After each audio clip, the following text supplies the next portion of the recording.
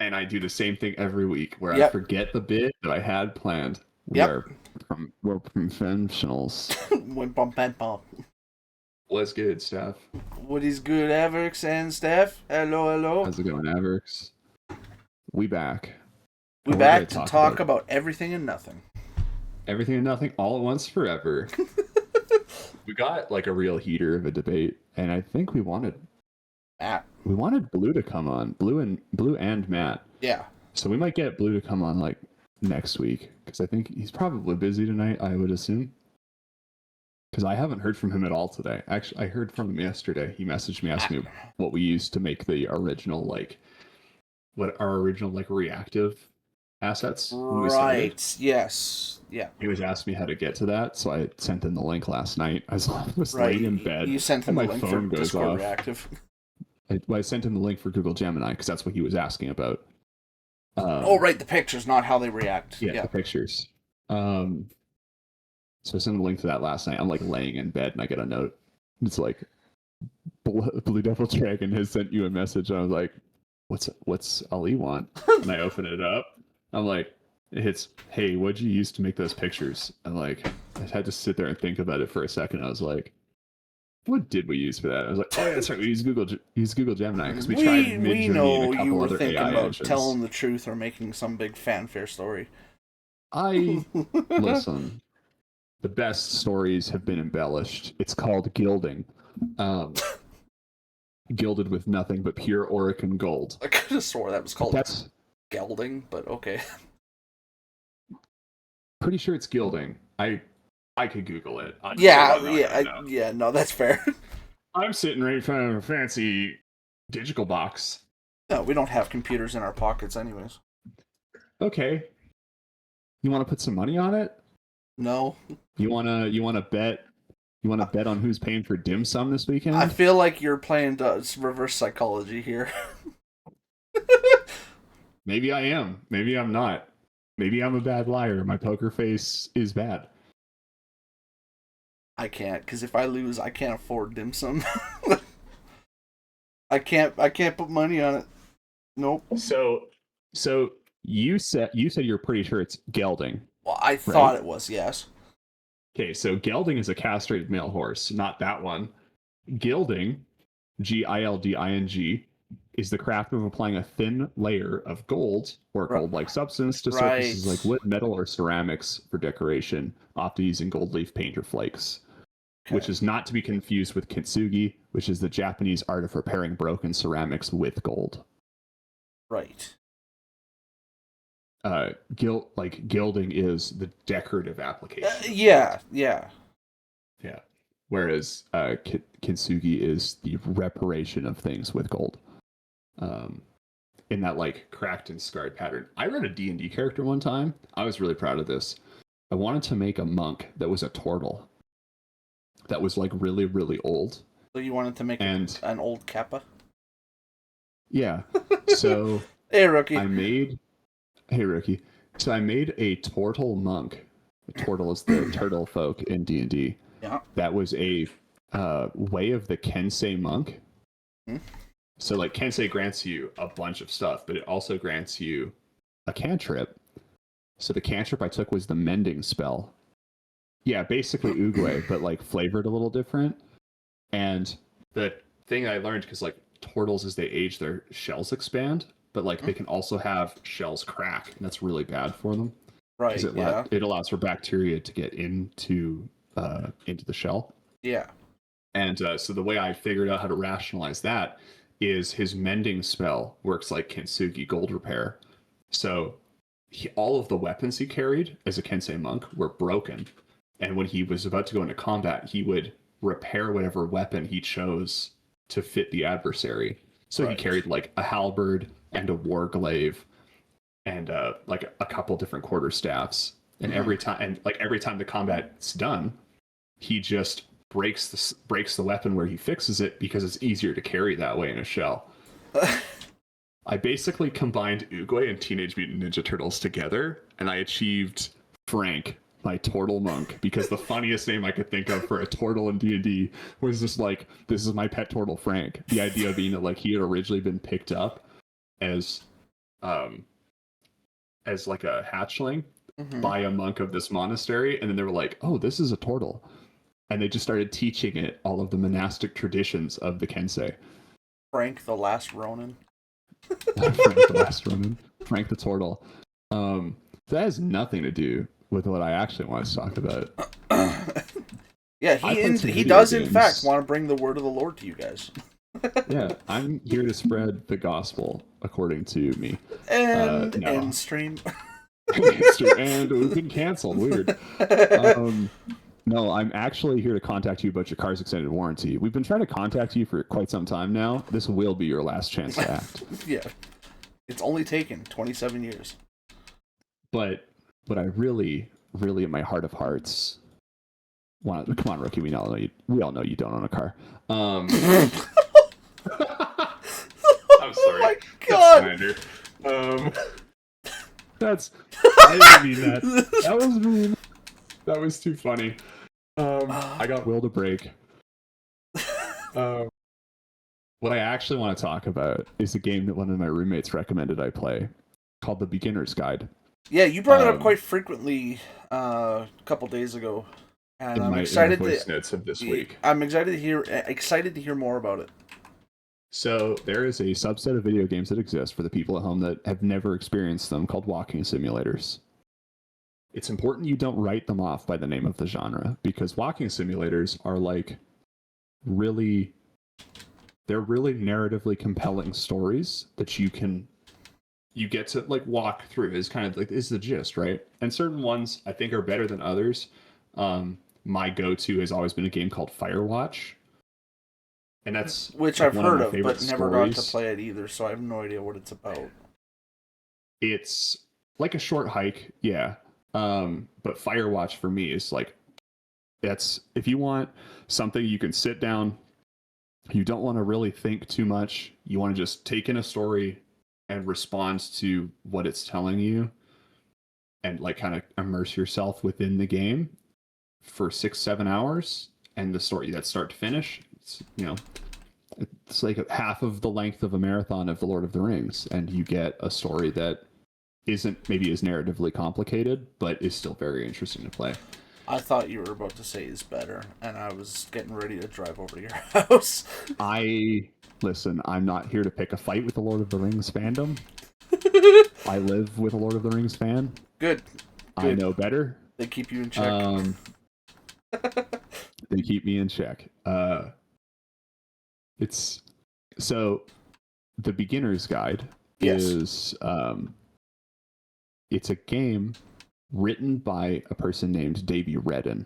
And Davey Redden is also credited with having written a video game called The Stanley Parable, which first released in 2013.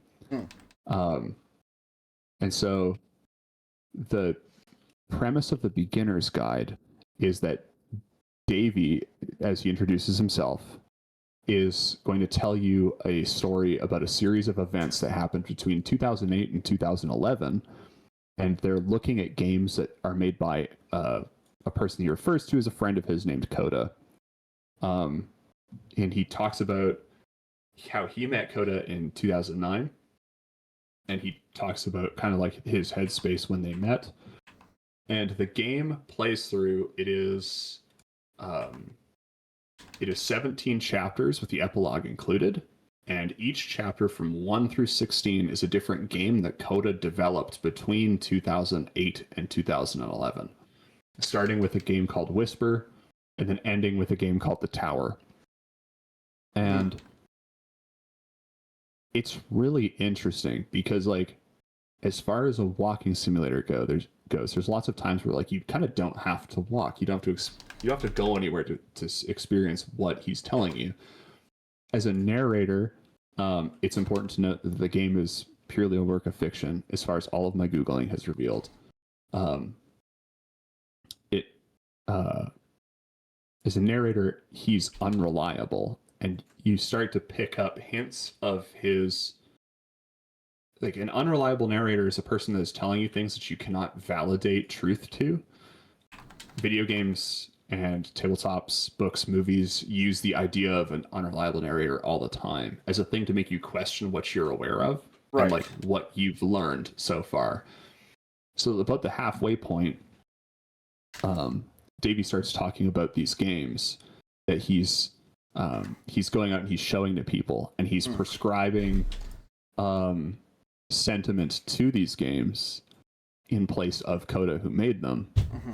And you can see as he hits this point where he starts like questioning the design choices that Coda makes, and he starts prescribing, oh well, this is what he was feeling at this time, and this is how Davey as the narrator is reacting to those stimuli. An important chunk to that I think is important that like you forget about after a while is in his prologue introduction, there's a bit that he says. He goes, "Now these games mean a lot to me. I met Coda in early 2009 at a time when I was really struggling with some personal stuff, and his work pointed me in a very powerful direction. I found it to be a good reference point for the kinds of creative works that I wanted to make." And at like the halfway point of the game, and he starts prescribing meaning to these games. He starts telling you what Coda was thinking. You eventually hit the last game that Coda develops in June of 2011. And the game is like unplayable, which has become like an increasing trend in the games from 2009 into 2011. And he talks about how it doesn't make any sense that the game would be unplayable. So, or like, there's a pin lock combination, but there's nowhere can you find, like, the code doesn't exist for it. So I've modified the game so that you can have the code and progress past this area, or this labyrinth in this area is invisible. So if you hit this button, I've edited the game so that it'll create a bridge and you can traverse across it. And then eventually you hit a point where the puzzle is a door with no switch. And Davey tells you that the switch to this door is actually on the other side of the door, meaning that it's literally impossible to solve from this side. So even if you somehow brute forced your way through the first two challenges and got to this point, there's just no way to progress. And he takes that to mean that Coda is cutting himself off. Like, that's it. That's the end of the conversation. And then he goes and he opens the door for you. You get to continue. And what you see at the end of that level is a letter that Coda writes as dialogue on walls to Davey, knowing that Davey is the only person that will ever be able to see this section of the game. Right. And it's Coda basically telling him, like, I need, like, please stop talking to me. Please stop modifying my games. Please stop showing them to people against my will. Yeah. Maybe I design them like this because that's just how I like designing them. Yeah. Please stop pushing your personal feelings onto me as like what you are seeing in my games. Sometimes you just go through a slump and that's the way it is. And Davey then realizes that like the reason why Coda stops making games is his fault. And goes through, like, you go through like this narrative spiral with him where he's starting to like pick up the clues from all of the games. Right.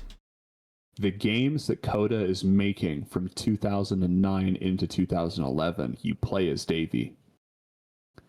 Is my theory of this. Is you play as an outsider looking in. And the themes of the games show as Coda trying to tell Davey, hey, this is just you, because the theme of the games becomes to be sincere. There's dialogue paths that you have to follow, and like one of the first dialogues that you get to play through at any point in this game that isn't just you walking and the narrator talking to you is you find a phone booth on the outside of this puzzle room. And Davey's been kind of ripping on the puzzles the whole time, because it doesn't make any sense why Coda's so fixated on this puzzle, and how he's talked to Coda many times over the development of this game. Like, I just don't understand why you're so fixated on the idea of a prison escape. And in the phone booth, the dialogue, you talk to a previous version of yourself, and they ask you what the solution is. And every version of that dialogue is the solution to the puzzle is to just be sincere. And that becomes the theme as the game runs. So as you play through the rest of this, it's something that only really becomes clear, like only really started to come clear to me after I had finished it and it sat for a little bit, is that Coda's games are him trying to tell Davey that he needs to be sincere with himself about what he is feeling, because he's prescribing meaning to these games for Coda, when in reality it's him for like Good night, rookie. himself on someone else. Yeah, because he wants to see himself in someone else, and it kind of fucks you up when you're thinking about it. It's like, how many times have I done something like that? And like, right. Like, one of Coda's messages to Davey is that you have so totally poisoned my creative space, I no longer wish to play games. It's like that. He's forced his opinions and his personal issues on someone else to the point where like they no longer ascribe joy from a thing that they love, which sucks. And I was like, this is super fucked is like a theme to the game. And I was talking to my roommate about it after I finished it, because I was like, did you recommend me this game? And she was like, yeah, I did. And I was like, the game's kind of fucked up. And she was like, it is. He was like, I cried. And I was like, I almost cried. Like, I recommend everybody go play it. I've purposely been kind of vague in my description. I told you a lot more about it, Will, than I've told in my story about this. But I played the game and I was like, the writing in this is really good. And I was sat there and I'd finished the game and I was just kind of sat here at my desk staring at my monitor. I was like, I wish there was another game I could play with writing like that. And that led me back to the Stanley Parable, which is another game that Dave Redden and William Poog wrote together. P-U-G as in Greg H. The original Stanley Parable came out in 2013, was made by the development name that they used, I think was like Smile Games or something to that effect. And then in 2022, it was re-released as the Stanley Parable Ultra Deluxe with new exclusive content under the development studio Crows. And the writing styles are so fun to interact with one after the other, because this, like, where the beginner's guide takes this like don't trust what you know approach to telling you the story because it wants you to not trust the source of information, the Stanley Parable kind of goes the other way in its insistence on the subversion of player choice. In the Stanley Parable, the narrator, who's the voice is Kevin Wheaton. Hold on, I gotta Google this.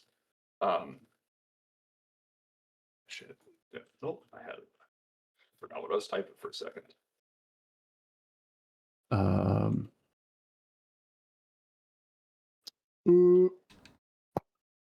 Where's my IMDb page? Shit.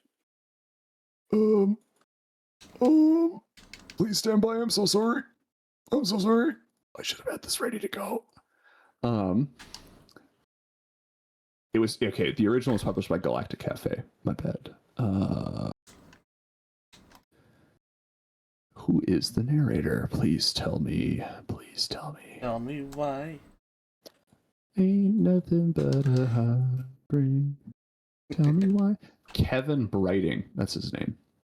And he is he's a British voice actor. And so he tells you the story, and the Stanley Parable, if you've never played it, is a game about a man named Stanley. And Stanley is an office worker for the company, employee number 427. Every day, Stanley comes into his office, he sits at his desk, and he punches a corresponding keystroke with instructions received on his monitor. And Stanley does this every day until one day he comes into the office, and after a couple of hours, he realizes that he has not received a single instruction. So, in a rare thought, he stands up and decides to go and discover what happened to his coworkers. And that's where the game starts. Right. And it's a very simple layout game, and the developers themselves, in the Ultra Deluxe, there's like a little development area where you can explore like it's basically like a dev museum where they showcase different iterations of the game and different like concepts that they made. The game revolves around the concept of a two doors puzzle. And it's really simple. The idea being that irregardless of which door you go down, you will end up eventually achieving the same route, which is you will meet the end.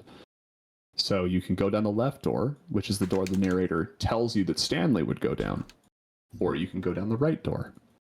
And as you explore the office space as Stanley, the narrator's narration will change. He'll tell you to go back, or he'll, you know what, since we're going down this way, we might as well go here. And at every turn, he'll try to tell you where to go in order to get back to the story. He wants you to see the end of the game. Yeah. And I find the Stanley Parable hilarious. It's got like a dry, self-aware wit to it that I think only kind of a British voice actor could portray well as a narrator. And it's a lot of fun. And so that's the end conclusion that I hit, was that maybe my only stream for 2026 is going to be this Saturday when I stream the Stanley Parable. I'm going to reset my game that I can. Did you figure out how to? No, I haven't looked at it at all. I'm probably going to do that tomorrow. I was thinking about it. In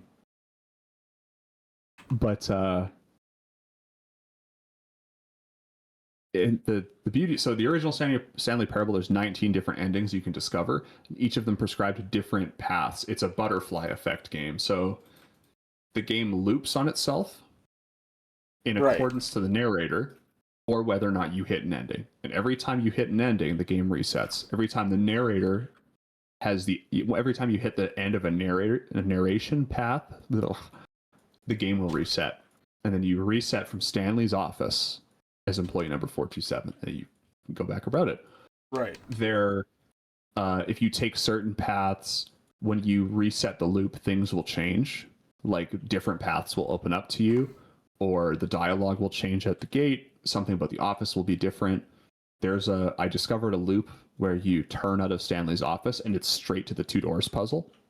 Oh, okay, yeah. And then you are immediately forced back into the same choice. I played it for about 6 hours last Sunday night. This is the last thing I did on the weekend.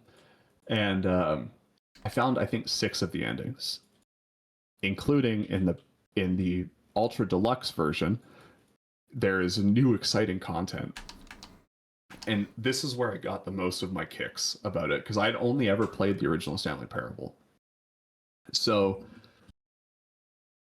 Stanley Parable Ultra Deluxe, after completing a certain number of loops, like there's a prerequisite required for it, and I do think the prerequisite is you have to complete an ending that like actually concludes the game. And then you reset the loop at the office, and as you're going down one of the hallways, there's a little sign that's like drawn on the wall that says new content and an arrow, and the door is now open. And then you go down it, and the narrator gives you his spiel where he's really excited about the new content, because like, I can't believe they've managed to improve on perfection. That was the original Stanley Parable. Right. And it's also important to note the narrator styles himself as the developer. It's his game, it's his story. Mm-hmm. He's developed all of this.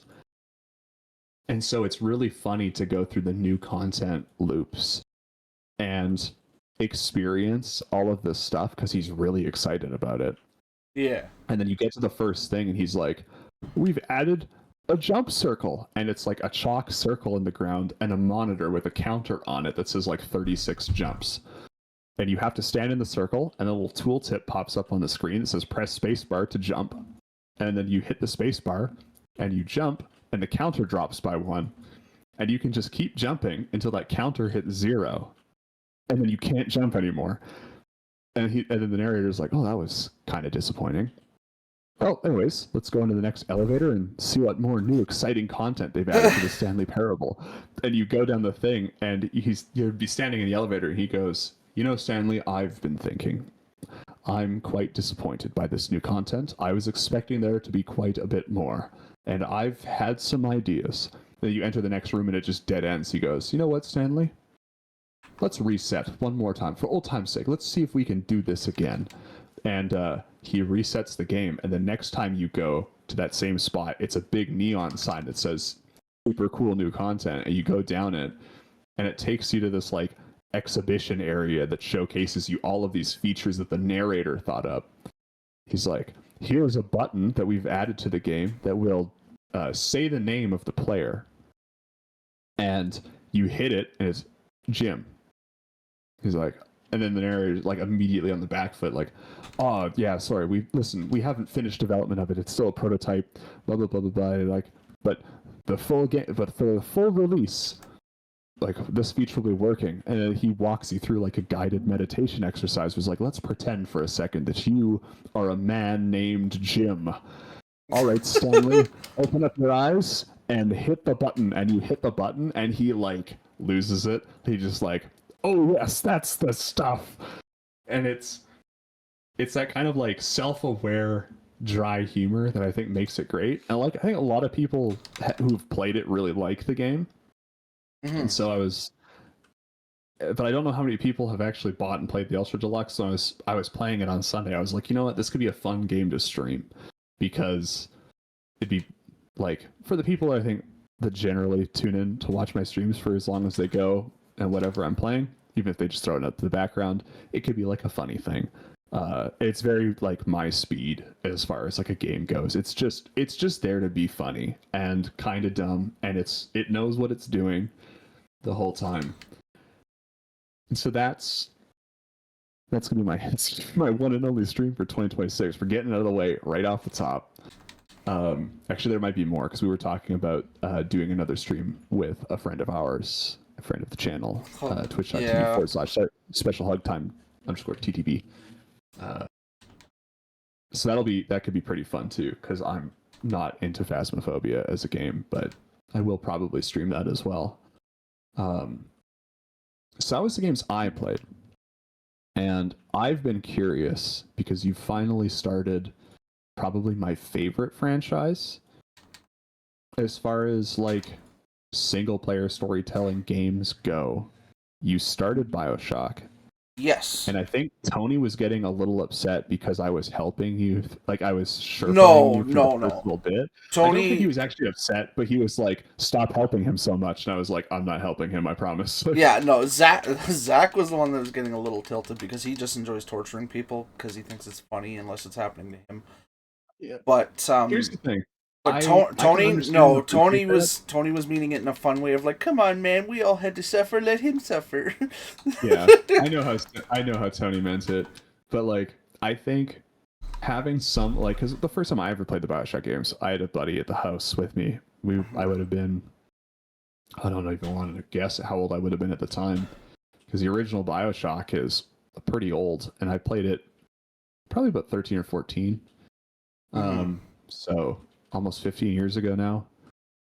And I had a friend with me, and he did kind of the same thing I did. He wasn't telling me like if I had questions, he'd answer them, or like, hey, just so you know, like this is a thing you can do. Like you can hack the vending machines. That's something that I didn't figure out in my first run. Like he didn't tell me that. Right. Is a useful thing to know.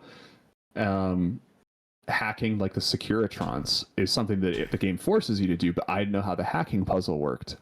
So he told me how the hacking puzzle worked.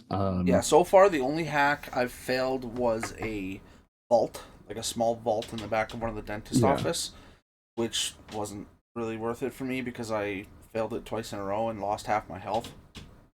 But because the hacks hurt you when you fail. Yeah. Which is something I didn't tell you. But everything else, that was like, all the vending pick up the audio stuff, logs and listen to the audio logs. Yeah. Or like, there's an audio log in this corner that you might not find when you're just looking for, like if you're just walking through room to room. Yeah. So stuff like that I think is useful because it gets you in the mindset of, okay, there's lore-related componentry that will help me understand this game. Like the audio logs in BioShock, I think, are some of the best because it gives you that snapshot view of life in Rapture before the fall.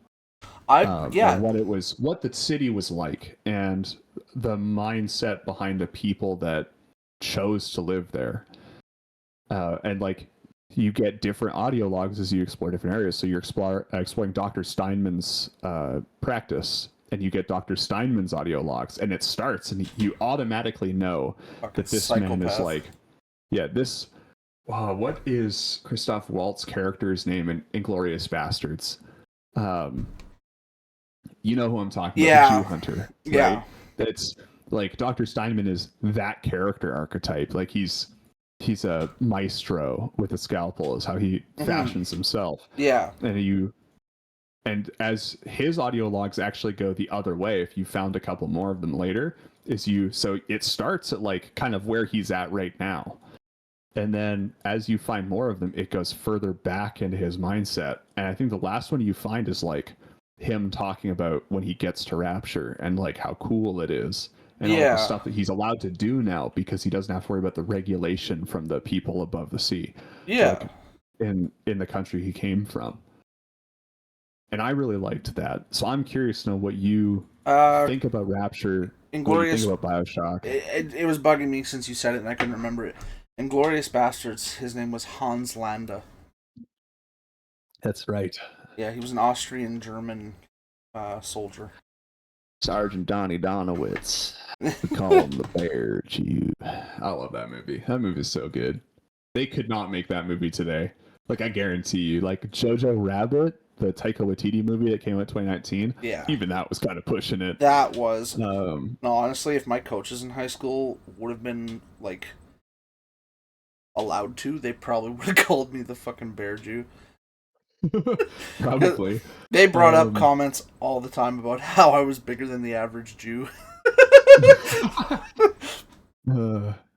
So, what is your first thoughts? You've played, I think your stream ran for 6 hours on Saturday. I stuck around for the first two and a half hours. Don't forget we also did almost 2.5 hours of Mass Effect 3 prior to that. So I did stream for about 5 hours, but yeah. So I left off right at the beginning, like the very front door to Neptune's bar. Neptune's Lounge. Neptune's Lounge, yeah. Thank you. Where Atlas says him and his family are hidden in that submarine. Yes. That's where I left off. So I've gone through the first whole section of the game at this point. And at first impressions, creepy thriller, like psychological, didn't know that it was going to be like that. I thought it was actually going to be an action game kind of thing, but turns out it wasn't. It is not. But once I quickly adapted, yeah. Remember the conversation I had where we had where I was like, okay, you have to split BioShock and Alan Wake. Like, you cannot play them back to back. Right. That's why I couldn't tell you what BioShock as a series was. The first game I think is the most psychological thriller. The second game is very more just story driven than anything. It's more of just a story driven shooter. The third game is the one that'll make you question everything the first two taught you. Okay. So it's psychological. I don't know that it would be a thriller, but I guess by the end it could be. And there is a DLC for Infinite that I do think you would like. Okay. Especially if you really enjoy your time in Rapture. I think playing the game is called Buried at Sea. That's what the DLC is called. Okay, yeah. I'm pretty confident it comes free with the remastered collection. Which is what I bought. It takes place, you play as the main character of Infinite going back to Rapture before the fall. Back when Rapture was in its prime. Yeah, back to prime Rapture. You get to experience the city like that. So wait, I think you get to witness the fall is how that DLC plays out. Okay, so the DLC would be kind of like leading into the first game. I think so. Yeah, I can't quite remember. I only ever watched it. Fair, yeah. Because I bought Infinite when it came out in 2013 on the PlayStation 3. I never bought the DLC. Right. I was far too invested in Mass Effect 3's multiplayer at that point in my life. Fair. Infinite, though, takes place after BioShock 2, right? Like, it continues the story? Yes. Okay. It is a It, continuation of what you know, but it takes place in a different city, which is most people don't like Infinite because Bioshock 1 and 2 take place in Rapture, right. and Bioshock 3 takes place in a city called Columbia, which is a city in the clouds. And the What? game explains to you. How you get there So and I'm. what's going on? The game explains to you what's happening at all times. Okay. So I'm. We're not going to get into that. I can't wait for you to get to That's Infinite fair. because I think Infinite. You know what? I think it'll be a toss up which one you like more, 2 or Infinite. Most people aren't the biggest fans of the first one. I think the first one's really good, I mean, but I'm for enjoying it. me it's for me it's 2 and Infinite. Have you Okay, so you haven't gotten to a section where you interact with a little sister yet. Yeah, I've rescued 2 of them already. Okay, so you've chosen to rescue them? Yeah. Okay. Yeah, I was looking at the first one after Tenenbaum threw me the red um like gatherer's jar that allows me to either harvest or rescue them. Yeah. And I couldn't bring myself to harvest them after I found out what had actually happened to them at Tenenbaum's own doing. Like once Atlas explains it to you. And so I ended up rescuing the first one. And then the Yeah, one because he at explains it to you a while before you actually get to choose whether or not you harvest or rescue them. yeah, the first time he explains it to you when you're walking over top of that one in the theater, like when you're walking Yes. over top of the lighting in the theater as that one is stabbing that dead guy in the head over and over. Yeah. The Um, Yeah, because he tells you what little sisters are yeah, because he when said, "Don't be fooled. That's you no little girl." yeah, and then then you go through the theater and he explains it a little bit more and like how they became little sisters. Yeah. And then eventually you get Tenenbaum gives you the decision. Like you can harvest them if you want, that was their purpose, or you can rescue them, and that's Hmm. completely of your own volition. Rescuing them will give you every once in a while the little sisters will leave you a gift at the Eve stations where you can upgrade. Oh, okay. So Yeah. they'll every once in a while you'll walk up to an Eve station and there'll be like a little gift box. And the more of them you rescue, the more Eve you get every time. You will Okay. get more um I you will get more from harvesting them, Right. but you get more gifts as you rescue more of them. Like the gift Right. value Yeah. increases is like a flat multiplier. I think you get 20 atom for every little sister you rescue, or you get, I think it's 40 for everyone you harvest.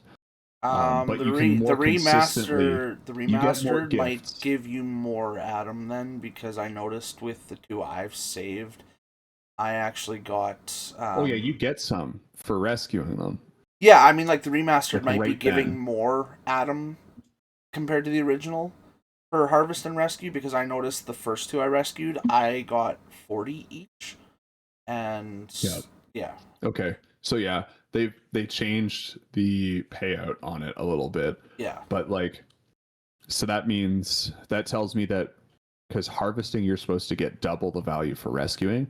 Hmm. The added bonus to rescuing is you get more as you explore. Like every time you find an upgrade station, after I think it's the second or third one, it's like a guaranteed chance you get a little gift, and that gift is just Atom, and I don't think it's worth a lot. I'd be curious to know, like when you get to that point, we'll have to circle back on this, or you'll have to let me Right. know. Yeah. The Bioshock streams, I will be tuning into all of them, so That's I fair. will be catching this. No, But you usually stream pretty after late. I adapted to the like psychological thriller aspect though and got used to the whole splicers bullshit and where to expect them and everything, and like the sound cues and all that. And Yeah, now that I have a whole fucking arsenal in my back pocket, like I'm literally yeah, like Jim Carrey's The Mask pulling the bazooka out of his pocket. Um yeah. The game gives you a lot of the weapons very fast. it does, and all just a lot of weapons in general. Yeah, But now that I am used to the atmosphere, I think it's actually a really cool atmosphere and a really cool yeah, idea. The whole underwater, like Lost City of Atlantis kind of thing, but yeah. in the 50s and 60s, futuresque. I kind of got like Howard Stark vibes from it, you know? It's I think Rapture is very steampunk. or not steampunk, but like whatever the punk core aesthetic is that predates Steam. Yeah, Like I know what it's you mean. industrialist, I guess, would be the best way to describe it. Yeah, Columbia is like pure steampunk as like the city aesthetic goes. right. Um yeah, Yeah, I it's know what you're talking about though. Well, it's kind of meant as like the futuristic city that people envisioned back in the 50s, right? Because this takes place in the 50s. yeah, it's the Stark Expo, which Yeah, is the that's yeah. reference that you were pulling from Howard Stark. Yeah, This is the Expo of the future. that's what this reminds me of, and that I liked that aspect when my mind clicked. I also liked that the story, while in depth, especially with the audio logs, super easy to follow, super easy to pick up. Um, I think this is gonna be yes. Bioshock has a big story, but it's not as diverse and difficult to follow as Mass Effect. So this will be a nice break because I can focus solely on the story. I don't have to worry about backtracking to a million places just to do one thing. I can just go through it, get what I need, and just move on. And I enjoy it. I honestly, that first session, I already made the choice that I wanted to try and play it off stream, but I can't because there's technically no save files for a new game. Like you can't have more than one game going at the same time. Yes. That And is, you can have multiple save files, and then when you load, I think when you load the game, you can choose which save that you load to. So right, you'd have to name a save and constantly be overwriting that one. that's just it, and it could get very messy very quickly. Yeah. And so Um, that's why I'm not. But when I know a game is good and that my mind and my heart have clicked with it, when I have that itch to play it off stream, you know. hey, here's gonna where your off-stream gratification is gonna be, and you've kind of already figured it out, I bet. But Bioshock has a morality system. Yeah, Yeah, yeah. I you mean, the figured it harvest, out. the Like harvest and rescue thing was kind of a Harvester dead Rescue, giveaway. Yeah, it will, and just like our favorite franchise, Mass Effect, it will influence the ending you receive. and I noticed right away that there was only two options, and I was like, ah, classic Mass Yeah, Effect. Yeah, you choose to be the good guy or you choose to be a scumbag. which Um, I've always been a in sucker for the good guy because even like when the Infamous series came out, I always Yeah. chose to be the hero rather than Oh man, the anti-hero. how many times did I play through Infamous and just like I to always play playing Infamous as the bad guy is an extremely fun experience, I but always it makes wanted the to do game that. very difficult. That's just it. I always wanted to do a run as the bad guy, but I could just never bring myself to do it. I always I ended for up me it's finding my way down the path of good again. for me it's never a question of conviction per se. It's the question of like, do I have the skills to make it to the end of the game? Because like with the Infamous games, kind of in the same vein as Bioshock, because they're of the same era, Right. the difficulty taper going one way or the other is different. Yeah. Because like with Infamous, the game gives you more for being the bad guy, Hmm. whereas and same with Bioshock. However, with Infamous, the AI is scaled that if you're the bad guy, the AI becomes harder to compensate for. Like Right. it's just there's more, and they're gonna hit you harder because now they're hunting. Like now they're what do they call it in Infamous? It's like a tweaker. Oh, But I think that's if I remember correctly, that's what they were called. yeah, like the people with like these powers that have gone off the rails. So Yeah. it's like now they're hunting one of those, and it's Yeah. probably a tweaker. They're hunting a tweaker. So you've got like, to use a cyberpunk analogy, you've got max tack is coming for you. Whereas you play with the good guy, it's like it's the law enforcement are hunting you down because you've done a thing that's criminal in nature, and they don't really care that you have powers because you're a good person. Yeah. Um, like yes, I'm still going to shoot them all, but like I'm a good man. Okay. Um, So Oh, it looks like they might have been. So I think the tweakers might have been the ones that were under the Reapers, because the Reapers in Infamous were the drug dealing gang in the Neon District. yeah, yeah, they were like the bottom level thugs. Yeah, because that was the very Um, beginning of the game, wasn't it? Because that's the first boss you run into is the mind controlling conduit Sasha. yes. Um, to the point I was making with the difficulty thing is that like it's very much a game of that generation where Yeah. like you have like Mass Effect lets you kind of play with morality a little bit. Um, BioWare's other RPG series, Dragon Age, Dragon also Age, lets you yeah. do that, where you can kind of skew the morality system to fit how you want to play it in the moment. Yeah, well, and Whereas apparently like Dragon Age 2, from what I was told, runs a similar morality system as Andromeda, but they figured out how to make it mesh better with what you like the intended outcome you're looking for. yeah, which is hilarious because Dragon Age 2 is like 8 years older than Andromeda is, and it's better in Yeah, every way.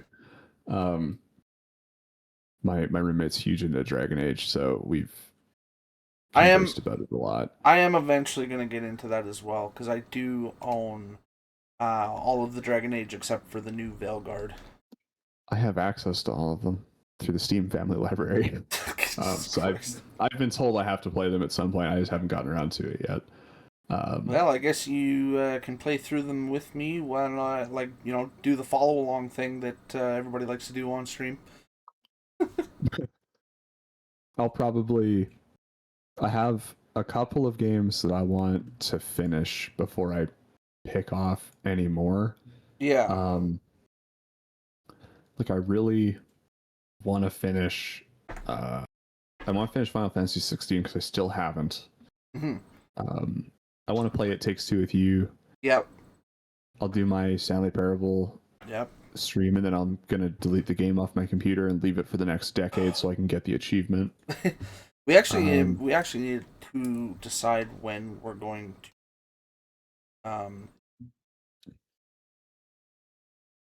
that's a good question. Um, yeah, we'll have to come back on that one. I want to waste the good people at home's time with with trying to figure out our schedules right now. Mm-hmm. Mm-hmm. Gooping be gooping. Um, so that's so Bioshock. We're in on it all the way. It's Oh, this is 100%. another like Yeah. phenomenal franchise. Yeah. Thank God we played this one first out of the four that you had been considering. Okay, so to be fair, I'm still very much looking forward to doing Alan Wake. I And I know you're mean, looking forward to Batman. You that's don't have to sugarcoat it. oh, Everybody likes the Arkham games. I am one Everybody likes the Arkham games. I'm about to pull a Dr. Stone here. I am 10 billion% excited for the Arkham games. Even the last one, just Suicide Squad kills the Justice League. I know a lot of people hate it. I want to find out personally why it's so hated, but at the same time, it's also the last time that Kevin Conroy ever voiced Batman. So Yeah. that's why I'm excited to see I'm excited to see the end of his legacy. You know? I if I remember correctly, a big reason why people didn't like the Suicide Squad game was because it's just, like because they just don't like the characters, which is I can get that. Yeah, but I Like mean, the thing people need to understand is that they're using the lore accurate Suicide Squad, right? They're not using the Hollywood rated one that people saw with like Will Smith and what's her nuts, and then the following one with John Cena and Idris Elba and her Margot Robbie. yeah, No, they're using the comic book character accurate ones that were used in the like animated Suicide Squad movies, back in the mid 2000s. I think the pro that I'll give to the Suicide Squad game is that it's the same Harley Quinn from the Arkham games, Yeah, same voice actress, and yeah, which is she cool. has been one of the like pivotal Harley Quinn voice actors throughout the years. Yeah. Um, so that's cool. And But then to round out BioShock, I yeah, I am really excited to see the rest of the games. I already enjoyed my first 2.5 hours in it, and I have been literally just hoping and praying that Saturday comes around sooner, which is why when you text me this morning giving me like the topic ideas for tonight, I was actually a little pissed and wanted to throw my phone because it hurt that it was only Wednesday. And I was literally like, fuck! I want it to be Saturday! Um, But no, and that's the thing, is if I get impatient about playing a game on stream, that's how you know that the game that's has how you been know it's good. because Yeah. I want more. And I fully plan on this Saturday. Everybody can be prepared and get your fucking popcorn and drinks or whatever you want to do. Whatever time I start, I am not stopping until I've put in a solid 4 or 5 hours into it. I am It intent. sounds like I'm gonna have to buy snacks on Saturday. I have to buy snacks anyways because I Yeah. like. And if I'm able to, I would like to start a little earlier as well, especially since I'm doing longer streams with these game series.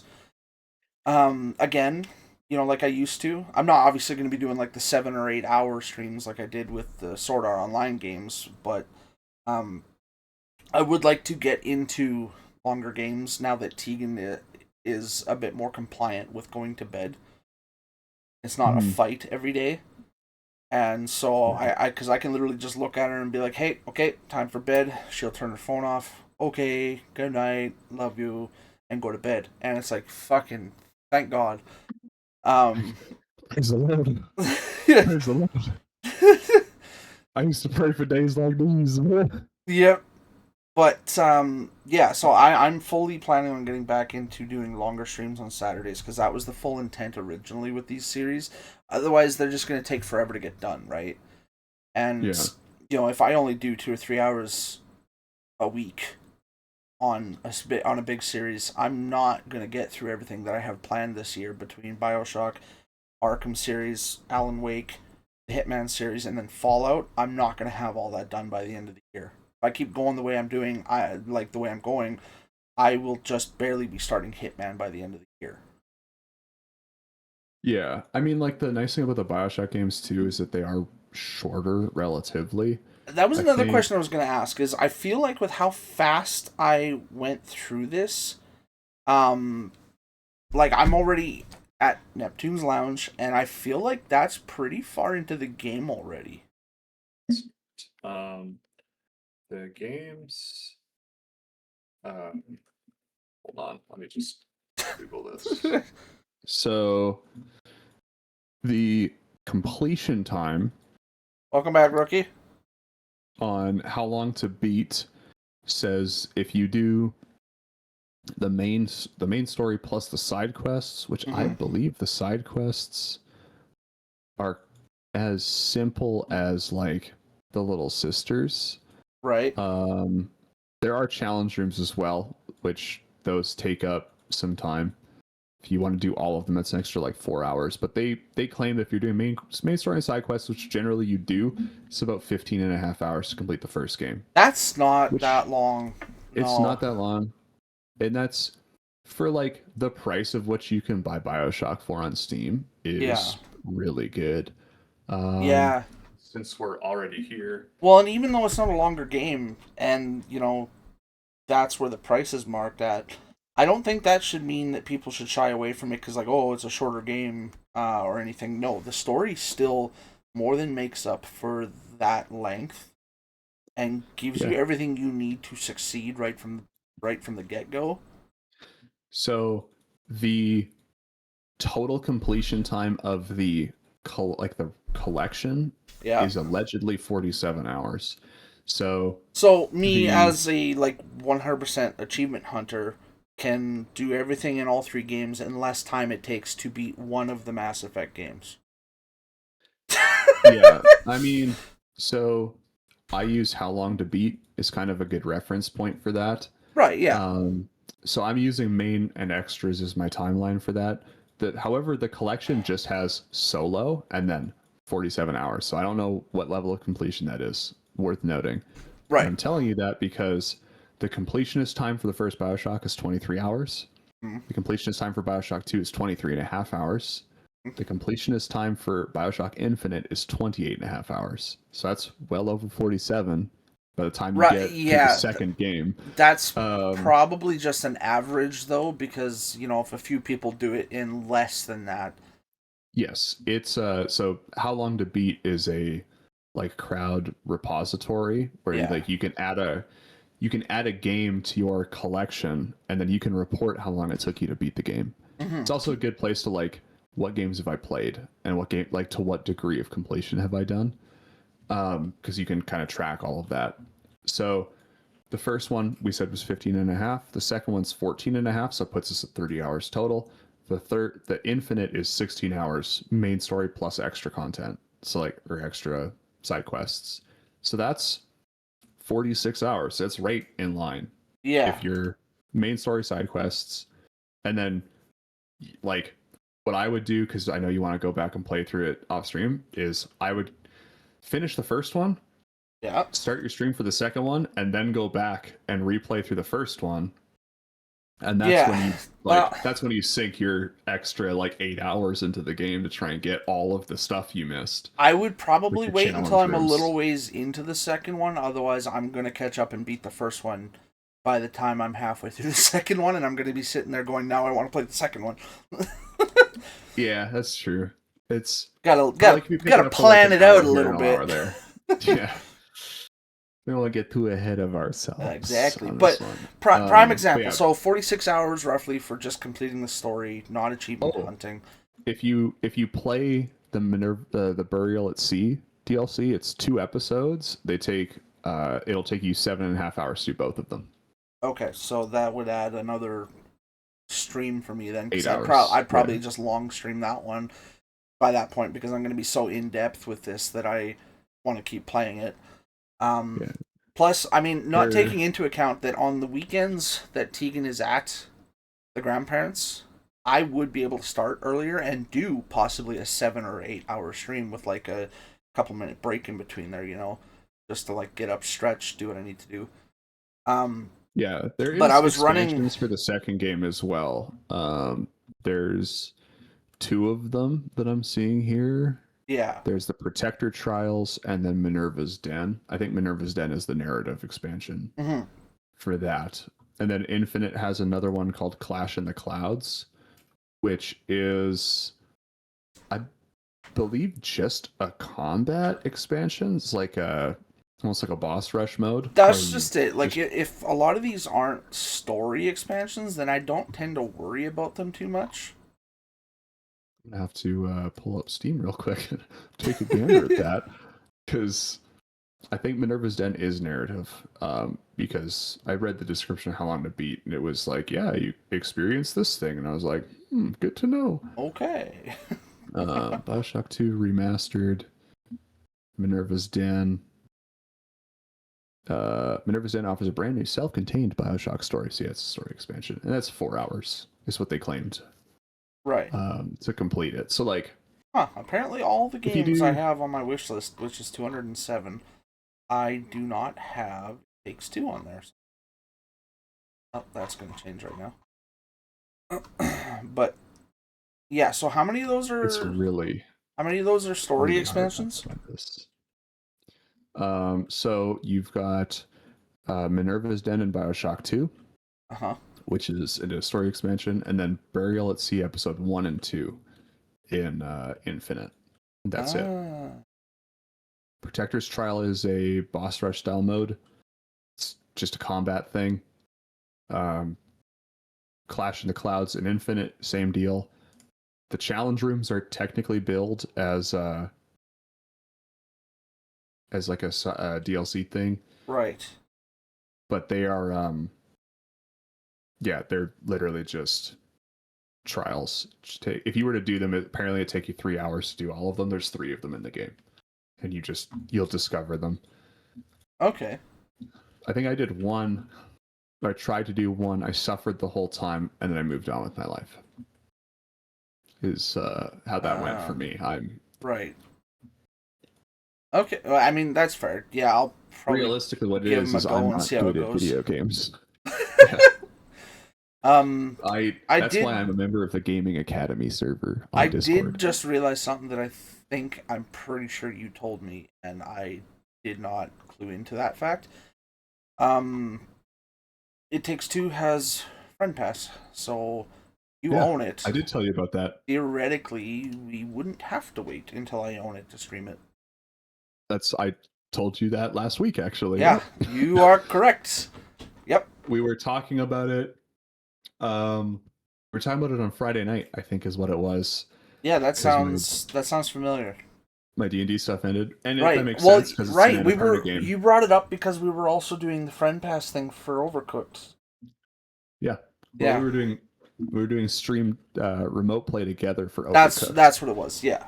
And then we were talking about It Takes Two, I think, earlier, and I was like, "Oh, it's on sale for $11 right now." So I bought it because I was like, and as I was buying it, I said, "That works out. This game has a friend pass, so now we can play it on stream whenever we Yeah. both have time." Oddly enough, out of all of my friends, you want to know the one person that has asked the most, like asked me the most when we're going to do our next Friend Pass game like this, because he knows we've done Split Fiction, A Way Out, And and A Way Out. we haven't done It Takes Two from the third installment, of It's this. Tony. No, it's No? Zach.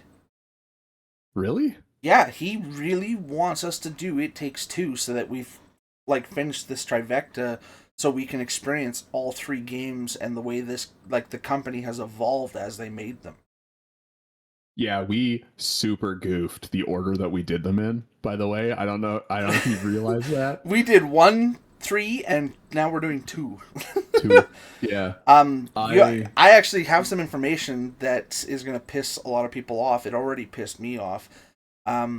Hollywood is about to ruin our favorite 2025 game. What? They're about to ruin Split Fiction? They're making a Why? movie. They're making a Split Fiction movie, and guess who's being Zoe?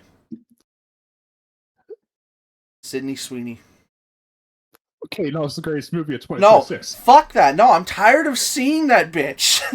No. What are you talking about? That's a perfect actress, Paul. That's the best choice in casting I've ever heard. No, I'm so done with it. Who's playing Chloe then? They haven't released that. No. Sorry, I don't know who she's. Sorry, I just assumed because the shorter one. But I don't know. I can't remember who the characters are now. I just remember playing the blonde. Yeah, I thought Zoe was the shorter one, the mouthy one that I played. Because Sydney Sweeney being blonde makes sense. Well, no, because the blonde is taller. Sydney Sweeney's not taller. Sydney Sweeney's a shorter girl. They just have to cast someone shorter than Sydney Sweeney. That's not impossible. Yeah, but Sydney Sweeney is known for playing a bitchy character. She's not gonna be the nice girl. I can tell you that right now. I think you underestimate the acting range of Sydney Sweeney. I just fucking hate her, honestly. Let me just open up Google as it flashbangs me. Hey Gabe, I don't speak Mexican, brother. He wants us to play Garfield Kart.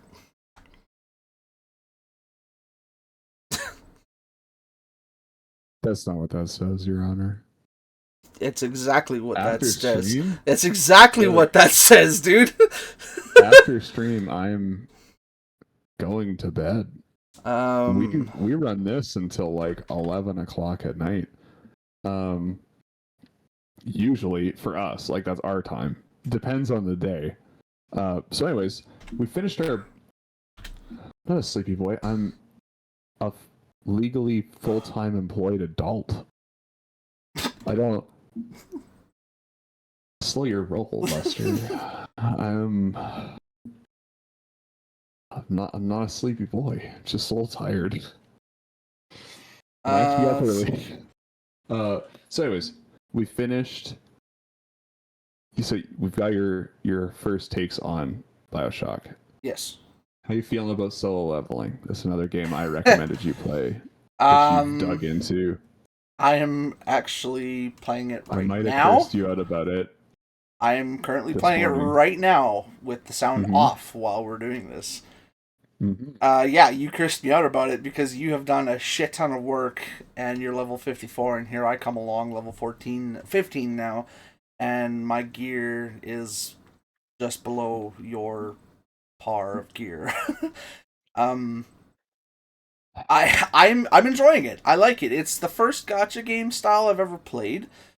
but it very much reminisces the like dungeon and raiding style of typical dungeon and raid games. Like I for years have soloed dungeons and raids on WoW, so I know how to like beat the system, and that's why I've been going through it with like level 45 enemies and winning is by the strategy that I use, and I get all the gear, upgrade it, and it just makes it easier the next time I go through it.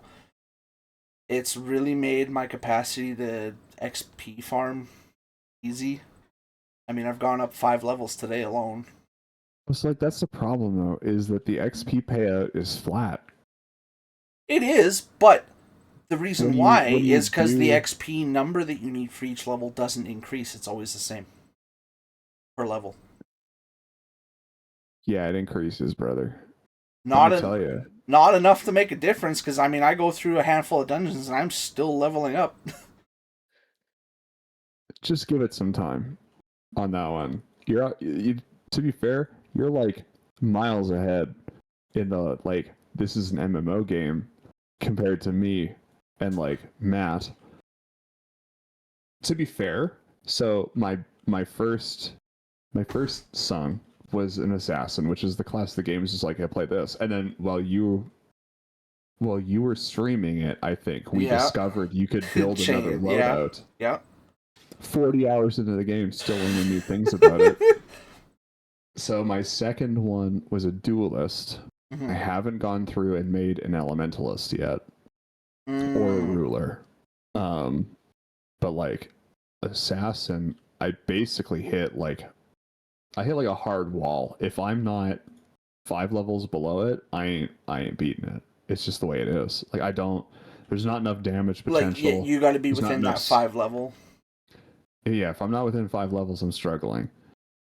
And after about level 40, the 200 XP per level 45 gate that you clear, like barely moves the thing.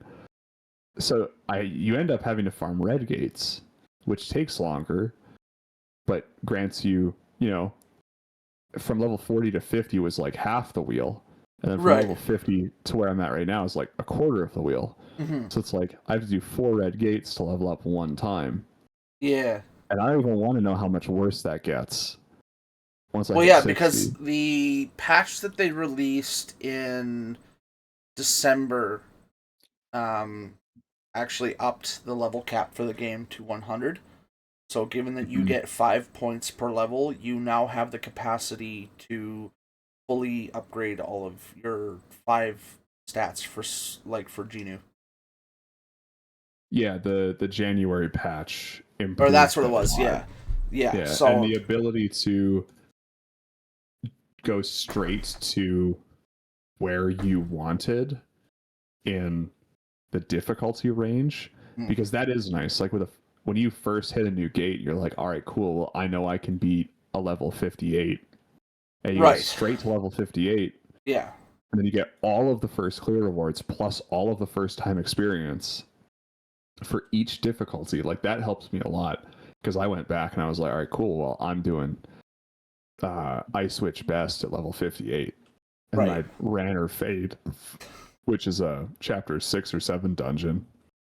And then I got from level 36 to level 58's difficulty stuff. Like 5 difficulty stars worth of first time clearing experience, all in one fell swoop. I was like, just going back to the first chapter that I farmed the hell out of it. Yeah. But at the time I was only doing it like to my level. Yeah. Because assassin. So like if I went too high up, I just died.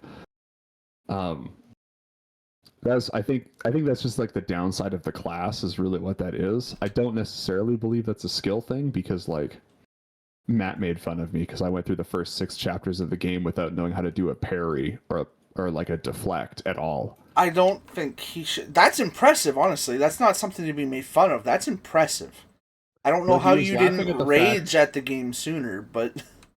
Well, I almost broke a monitor fighting Egress in chapter 5, but like, because I went through that fight like a dozen times, and then I was like, that's cool, actually...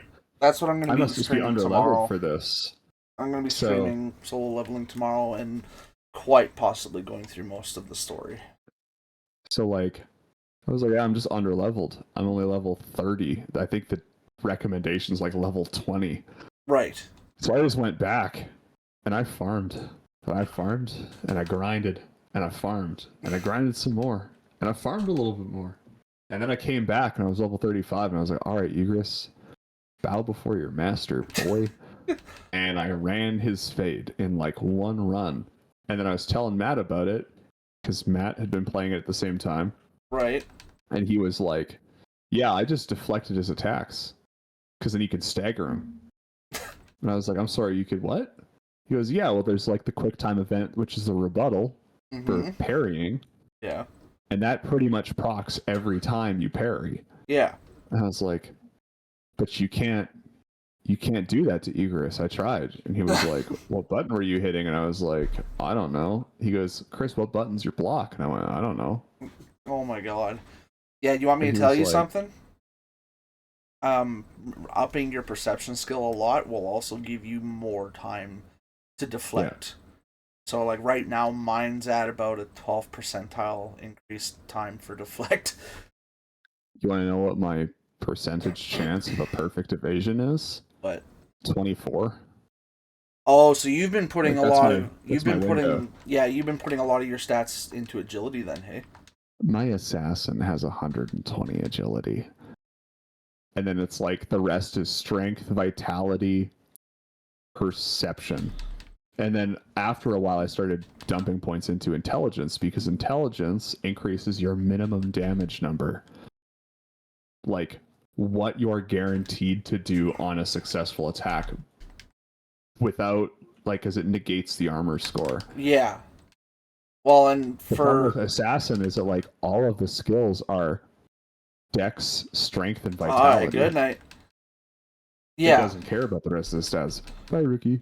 Well, yeah, so that's what I dumped into. And for me, as an elementalist, intelligence is kind of the one that I need more than anything. I realized because I have the cold effect with my Chaos Overdrive, and so I freeze enemies. And the higher my intelligence rate is, I notice the more I freeze them in their place.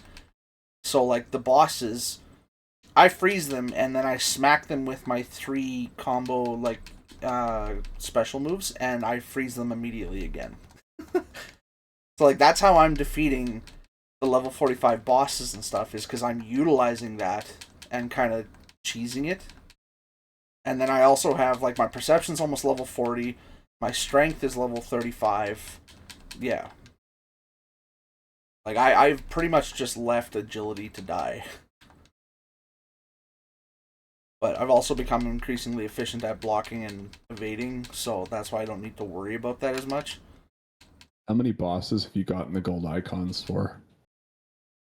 I wager probably every single one that you've encountered so far, because you keep freezing them so they can't hit you. Honestly, there's gold avatars that are tied to achievements for beating certain bosses. You have to take damage less than a certain number of times. There's other achievements for beating bosses without deflecting or parrying them. And then there's another set of achievements for beating bosses without dodging, rolling, or evading. And they're separate. So you can do 2 at the same time, but you can't do all 3. Right. I honestly haven't noticed, because I just, focus on running through the dungeon and then getting the fuck out of there. Fighting Tusk, like Kargalgan. Yeah. The orc shaman. Yeah. I know who the first time about. I ran his raid at level 45, I got his gold icon, which is nice. Beat Kargalgan taking damage less than 15 times during the raid. Right. And I thought I was doing terribly. Granted, I did the fight at like level 54. Yeah. I was like, because there was a couple times where I remember like getting hit a bunch, and then I was thinking about it, and I was like, oh, those are when you're using, like, because you haven't gotten to the ultimate ability, which is like the shadow form that you see in the prologue. Right, the Shadow Monarch. Yeah, your base health stat, like your base health pool, does not take damage when you get hit in that form.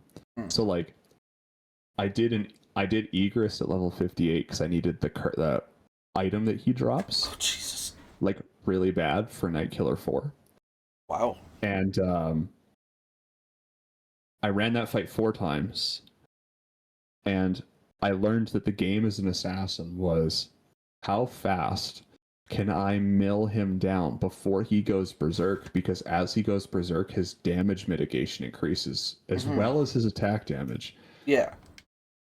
And like the second he went berserk, I basically had to hope somebody froze him, or I could stagger him at the right time, because you can stall the berserk out and he won't go berserk. And then I could very easily finish the fight. So like the first 3 times I got him to like a quarter of his health pool left. And then he just one-shot me because he'd gone berserk. And the last time I fought him, I like managed to deflect the attack he made right before he went into the berserk state. And I staggered him. And he didn't finish the animation. And I was like, now is my time, Monarch Shadow. Just beat the ever-living hell out of him as fast as I could. It's a really interesting game, I think, because it has a lot of really cool mechanics in it. I cannot stand the weapon grind. And I'm probably having a much harder go of it than you are. Because you've got life on easy mode over there with your status effects.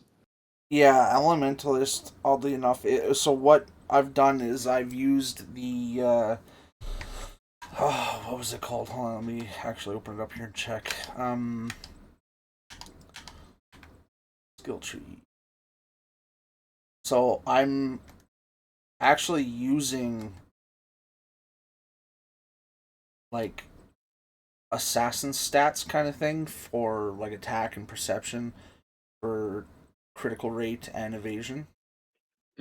But I'm using the elementalist's actual abilities that are upgraded, and I'm about to actually get another elementalist ability that increases my accumulation rate for my freezing effect, so I'll be able to freeze them even faster. So, yeah, my fights are very one-sided, and I feel like I need to take you into, I think it's iSwitch Best, who has the next thing that I'm gonna need. I have to do 2 different fights at a level higher than I can physically deal with right now, because they're hunter fights, not sung fights. ah, And I those got ones, you. if you co-op it, you play as your main character, not as the AI hunters. Thank Right. fuck. Discovered that playing with Matt and listening to him yell, because he got murked a lot. I probably shouldn't have done it, but he was like, I think he said he was like level 30 or something when we started, and I started dragging him into like level 45, level 53, level 58 fights Oof. to get the components for high tier weapons. Yeah. And he was doing it because he also wanted the weapons, but we were both playing as assassins. And it went okay. But in the co-op mode, their health pool scales. So I think it's 50% more health Right. for every member of the raid. Oh. Like every player member of the raid. Interesting. So for 2 people, it's 150% more. Plus, they do 25% more damage. Is I think the base out. So like Egress is the hardest to fight with multiple people, because his base damage is already the highest that I've noticed of the bosses. Right. Egress one-shot Matt. We did level 58 Egress for the deformed red burning armor plate. Right. And I watched Egress pop up, and then he did like his jump attack And just completely slap him. And I went right, and I don't know what Matt's game plan was, but he didn't go left. Because like the base tactic to Egress is Egress will jump, run to the edge of the map, and then go in on him. Right. Because he area of effect a cone in front of him, like a widespread cone. So I dip. Matt doesn't dip. I watch Egress come down, and Matt's like, I think he said something like, I bet you I can deflect this. And I watch Egress come down, thunk, and Matt's health bar goes, shook. Like, Just not gone. Thump, like off the edge of the screen. I'm like, ooh. Goodbye. I think Egress just killed his soul.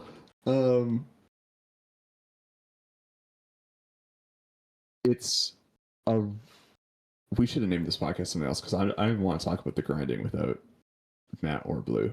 Well, we're not. We're just talking about the leveling and the story. We're not talking about the actual grinding, because the whole point of talking about the grinding was talking about how like Matt thinks grinding on Warframe is more difficult. This is true, and it's not objectively. You haven't played Warframe, you know that. Yeah, I wasn't gonna say anything. You know Warframe's better. Everybody knows Warframe's just better. Haven't played it yet, so I don't know. If my roommate was at home, I'm sure the Twitch chat would have his iconic first time chat, which I hope somewhere has been saved. It's just a screenshot. That should be the chat banner, or like the stream channel banner. Right. Is just that chat. Is this hit free-to-play MMORPG in its 12th year of open beta by Canadian developer Digital Extremes Warframe ? Yeah, so that one was pretty good. I want that to live forever. So yeah, that's I enjoy Warframe. Sorry, I enjoy solo leveling. You do enjoy Warframe. I'm a connoisseur of video games. I've been known. I wish to the dabble. XP payout was proportional with the difficulty. It's like the one thing that's truly bothered me about the game. This is like, okay, so you can challenge it at multiple difficulty points. Only certain difficulty points have bonus experience payouts. Generally speaking, the first one. Mm-hmm. Because they want to give you the benefit for the first completion of a gate at the lowest difficulty. Right. Which, like, okay. But there was a while there where I wasn't completing a gate at the lowest difficulty the first time. I was doing it at the second difficulty because it recommends your difficulty based on your current level. Right. So if you're at the next threshold, you never get, like, until they patched it in January, you never got the XP from the first run. So, like, that helped me a bunch, too. This is, like, all of my clears had been above level 20 for the first 3 chapters, and I'd never gotten the bonus XP. Right. And then I went back and I was redoing them at high level, because I was like, well, now I can just rake all the benefits in. It was like, hey, look at your free 150 bonus experience. Like, yeah. Where'd you come from? Like, oh, the first difficulty, first clear reward. That's where you came from. Yeah. Gotta do some more of those, because I gotta improve my hunters a little bit more, because I'm missing... Almost all of my main hunters are at, like, the max growth mark. Mm-hmm. So I can start going through the other ones that I just don't use. Because at this point, almost all of them have their signature weapon, except for, I think, like 4 or 5. And I'd like to finish that before they... Because I wagered, like, it's a gacha-style game, so probably after the first year, there will be some kind of a content expansion for it. They're like, hey, look at all these I other would assume hunters the we content picked. expansion would be like the rest of Season 1, possibly the first half of Season 2. Yeah, so as far as I'm aware, the game finishes with the Kaisel fight. Oh! That's where the main story ends. Oh, that's into Season 2 already. Because the Kaisel fight is right before the Demon Lord's fight in the Demon Castle dungeon. Yes. Like the Red Gate dungeon. In the Red Gate. Yeah. Because I think it's chapters 9 and 10. The story is when he goes back to the Red Gate with his cloak of fire protection so that he doesn't have to deal with the heat anymore. I just got another piece of tier 4 gear. Yeah. So there's a little bit there. I'm excited to see more of it. I'm probably gonna try and rip through to like tomorrow night to at least chapter 6 or 7 if possible. That'd be good. I do have on pretty decent authority because I'm pretty confident I did it to Matt. I can take you into co-op dungeon, like I can take you through dungeons in co-op that are in chapters you have not experienced yet. Oh, you okay. will gain the benefits of clearing them. Oh. So that is my plan now. Is I'm gonna mule your ass through some of the fights that I can't beat with my AI hunters to get the high level clear rewards. Right. And just some of the fights that I know you're gonna need for like weapon components. Right, yeah, like to get Casca's Fang rank 4, the final rank, I think it's the Snowfield flower from chapter 6. Yeah, you need to beat Ice Witch best. Yeah. At difficulty 6. Yeah, and I need to get 2 of them. You know what? Ice Witch best is a phenomenal boss. She's actually a ton of fun. Oh, she was really cool in the manhwa as well. The boss that I hate the most is the Brilliant Watcher of Light. Yeah. The light mage from the job change quest. Hey, fuck that guy. Everything he stands for. It's because it's a AI hunter fight, and as you go through the fight, eventually he will start spawning light orbs that shoot you from the edges of the map. Brother, what? Like, I don't want to do that. And then I can't tell you at what difficulty I realized that you could target the orbs. I didn't know you could hit them and they vanish. So I remember, like, I think it was when I challenged him at level 53. I won the fight with my AI hunters because he's the easiest boss to beat. Like, he has the lowest number of attack patterns. Right. And then at his half health, he turns into a dark mage. And he starts spawning darkness orbs. Yeah. But I was, like, constantly dodging the projectiles from these orbs just to keep hitting him. And I was like, these fucking orbs don't despawn. This is stupid as shit. Like, ducking and dodging and jumping around.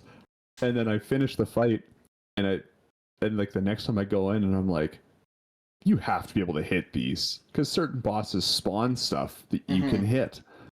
Right. And sure enough, by accident, I lock onto one. Very good. Very good. Brother, this guy stinks. Like, what do you mean I could have been hitting him the whole time? It was a tragedy. I couldn't believe I had done that to myself. It do be like that sometimes. It do be like that sometimes, as they say. Don't use nobody's your head. saying that. It's just me. If you don't use your head, you get bonked and die. Now, unfortunately, this has kind of been on my mind. I got sidetracked when I was supposed to sit down and watch Sentenced to be a Hero, and then... What do you mean? I did not get to watch it. I ended up having a conversation with someone else and was not able to focus on it, so I was like, okay, well, I'm not going to watch this if I can't focus on it, because that kind of defeats the purpose. So... Stephanie, did you distract my boy with raiding in World of Warcraft? Not naming names.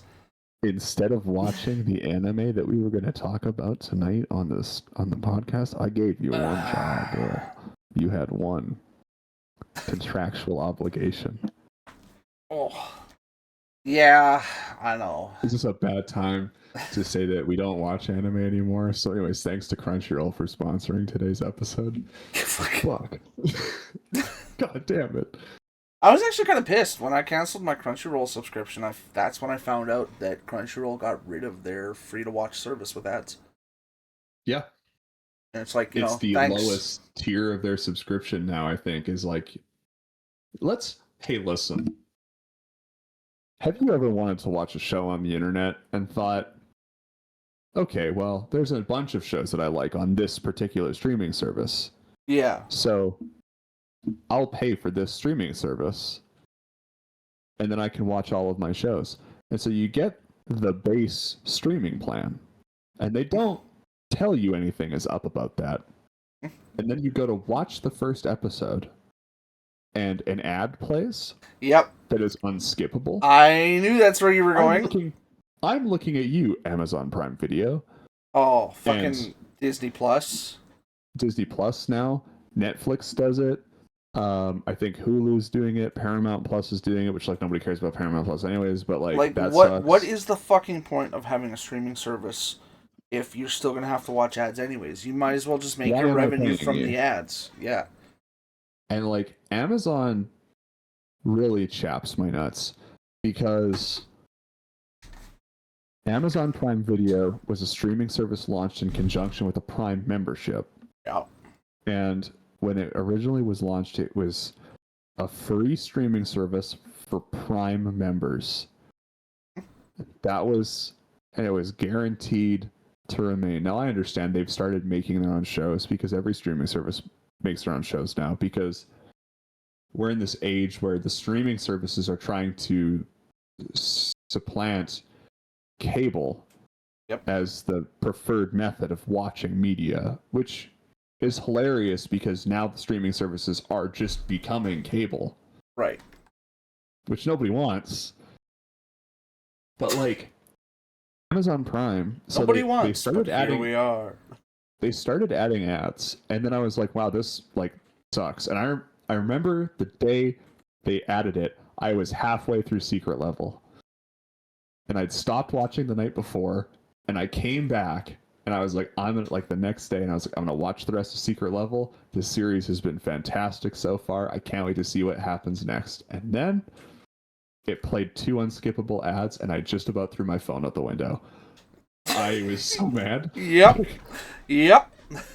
And like, for what? Like, there's no need for it. There's no reason. So here's the problem I figured. I think it's twofold. And I'll give them a little bit here on this. So you want to make a TV show for your streaming service. Let's look at Prime as my current example. Prime is making the Fallout TV show, which is very good. I have not watched yet. I want to, but I have not watched yet. I don't think you have to have watched Fallout to understand the show, to be very honest with you. I think... Oh yeah, no, I just haven't sat down to watch it yet. Yeah, I would recommend you do. I think the show gives you a good primer for like the sense of humor that Fallout carries, at least through like 3-4 New Vegas. Can I just say the one thing I am looking forward to with Fallout is finally having a game with quick save where if someone badmouths you, I can quick save and then quickly blow their nuts off and reload. Mm-hmm.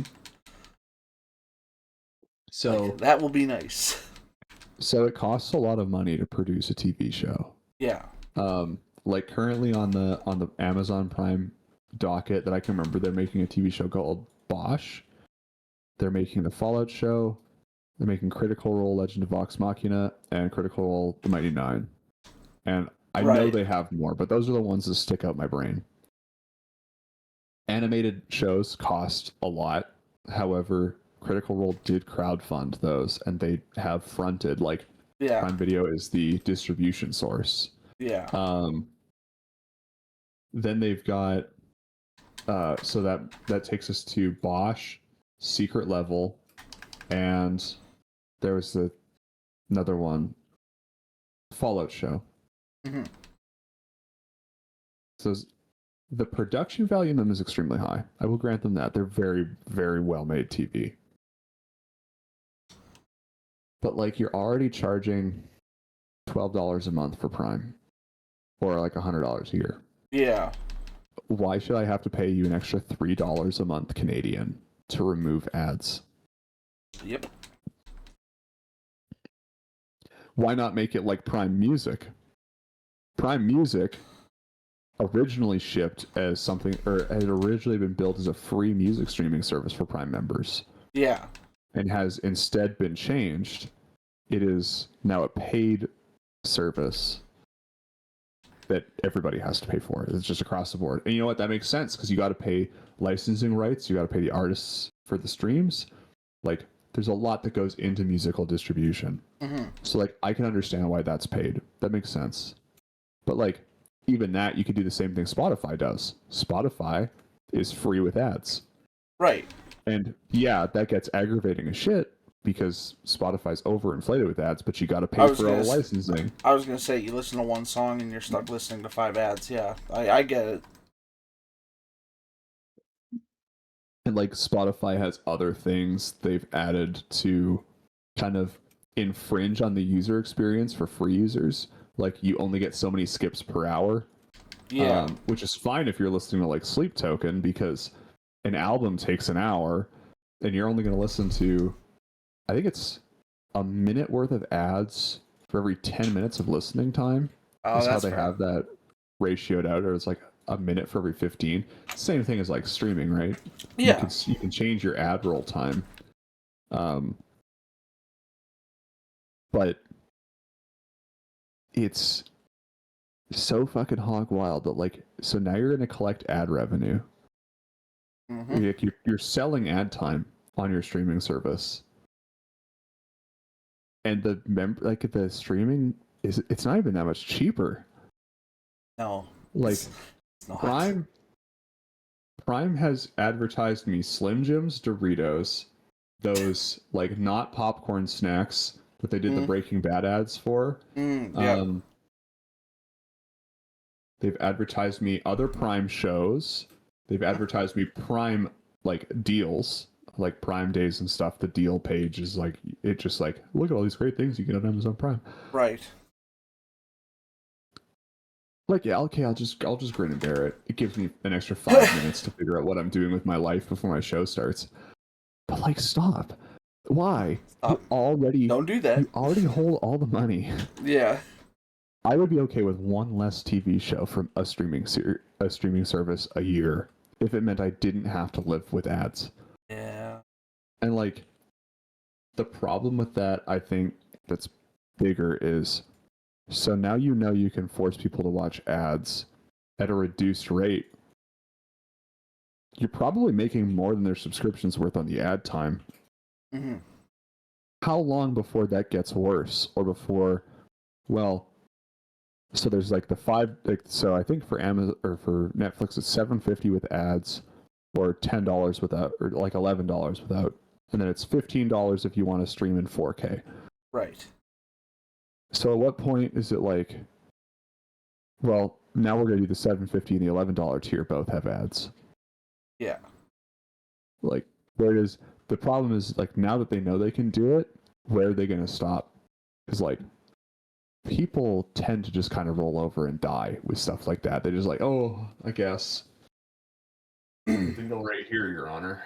Yeah. Like, no, yeah. Stop. Stop letting them do stuff like that. I was talking to a friend of mine about, like, corporations. Corporations will gouge you just because they know they can get away with it. That's like, the only time you're protected from that is when there's legislation in place to, like, actually make those corporations show cost versus benefit. Like, okay, if we don't increase the rates this year, this is what it's going to cost us. Yeah. If we do increase the rates this year, this is how we can use that money to better the service. Like, crown corporations in Canada have to do that, like Saskatchewan specifically. Yeah. Both SGI and Sask Power just went to the rate commissioning board of Saskatchewan to have the new rates for this next year approved. Could you imagine if grocery stores had to do that? How cheap food would still be? We'd both be sat here eating a nice big bowl of cereal now, wouldn't we? Mm-hmm. Yep. Fucking cereal, And the dessert goat. It all comes full circle. It's back to cereal. But, like, it is egregious and disheartening that like we have a service that you can use as part of your membership. It's free because you already pay us. But now we're going to show you ads so we can make money on that money that you pay us. Yeah. Because we need more money. Why? Give me your fucking money. like hey Bezos, how many more billions you got to have, brother? Yeah, how many more And like how many more could you dicks do you slide a want mil people to my way? suck? You wouldn't even notice. Yeah. Like, It is kind of disgusting if you think about it. And people have just let it happen for so long without saying anything that it's everywhere, kind of too all late the now. time, at every place you go. Like I was talking to somebody today, and I was like, if you look at the overall taxation rate in Canada, from the money hits your bank account to you have no bills left for the month, and you've paid, like, you know, you've bought your groceries and your gas, your insurance, your rent, like, or your mortgage, your utilities, all of that stuff. Every dollar you make, you'd be pretty lucky to take home 40 cents. Yeah. As a full-time employee, like that's a full-time single adult that lives alone. Yep. That, you know, rents an apartment. That's pretty bad. It is really bad. And then, hey, let's throw a kid on top of that. Like, definitely not great. It's, I know I'm preaching to the choir on this one, but like, I got it pretty all right. I have roommates. Like my biggest obligation every month is rent and my truck bill. Yeah, but like, here's the thing though. Even for people who are able to live even slightly comfortable these days, it's still always a concern in the back of their mind of like, when am I not going to be able to afford this stuff? The only thing I genuinely worry about now is, can I comfortably pay my next round of bills? It's the only thing that matters. Yeah. I don't like. And that's a valid concern. When we did the gelding versus gilding conversation, I got a couple bucks. We'll probably go for dim sum this weekend because I've been talking about it for months. And today I was talking to my roommate because he's at work. Right. And I was like, I think tomorrow I might go stop and see my dad after work because I haven't seen my dad since the holidays. Yeah. And probably, I don't know, maybe Sunday around noontime, you and I go hit up a dim sum spot. We go get some tasty dim sum. You know, yeah, it's just a nice, fun thing to do. Yeah. Maybe if the grandparents have Tegan on Saturday, maybe we do that Saturday morning or something. And take you and Hope for dim sum. Just a nice thing. Fair. Yeah. No, I can definitely. Yeah. I can definitely let Hope know about that. And I mean, the thing is as well. Check at the schedule.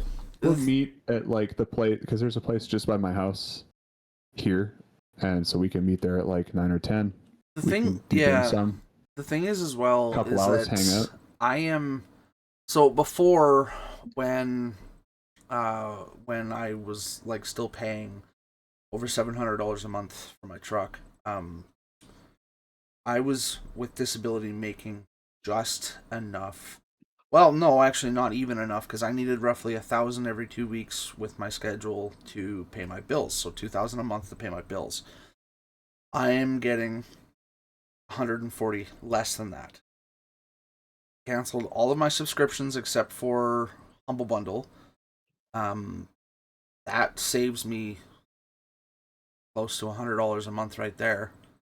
And the only reason I haven't gotten rid of Humble Bundle yet is because I just can't fathom losing out on the fact paying less than $20 a month and getting close to $300 worth of games for free, every month. Yeah, it's a good deal. It is, right? And it's cost efficient is what it is. I think the best way to phrase it. Yeah, because a lot of times they have 2 like A tier games and then a bunch of like C and D tier games on there. Yeah, that's how I picked up the whole Total War like Pharaoh collection. Yeah, Pharaoh and Pharaoh Destinies was through Humble Bundle. And then I picked up a bunch of like, because they had those two as their A tier list, and then the rest were all like simulation builders that were all like less Yeah. known for one of their months. But yeah, so that's the only one I have left. And then I was able to extend the contract on the truck for another year to make the payments less.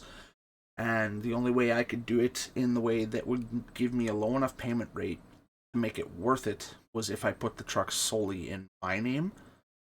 Because originally it was me and Hope as co-signers because I got the truck for her.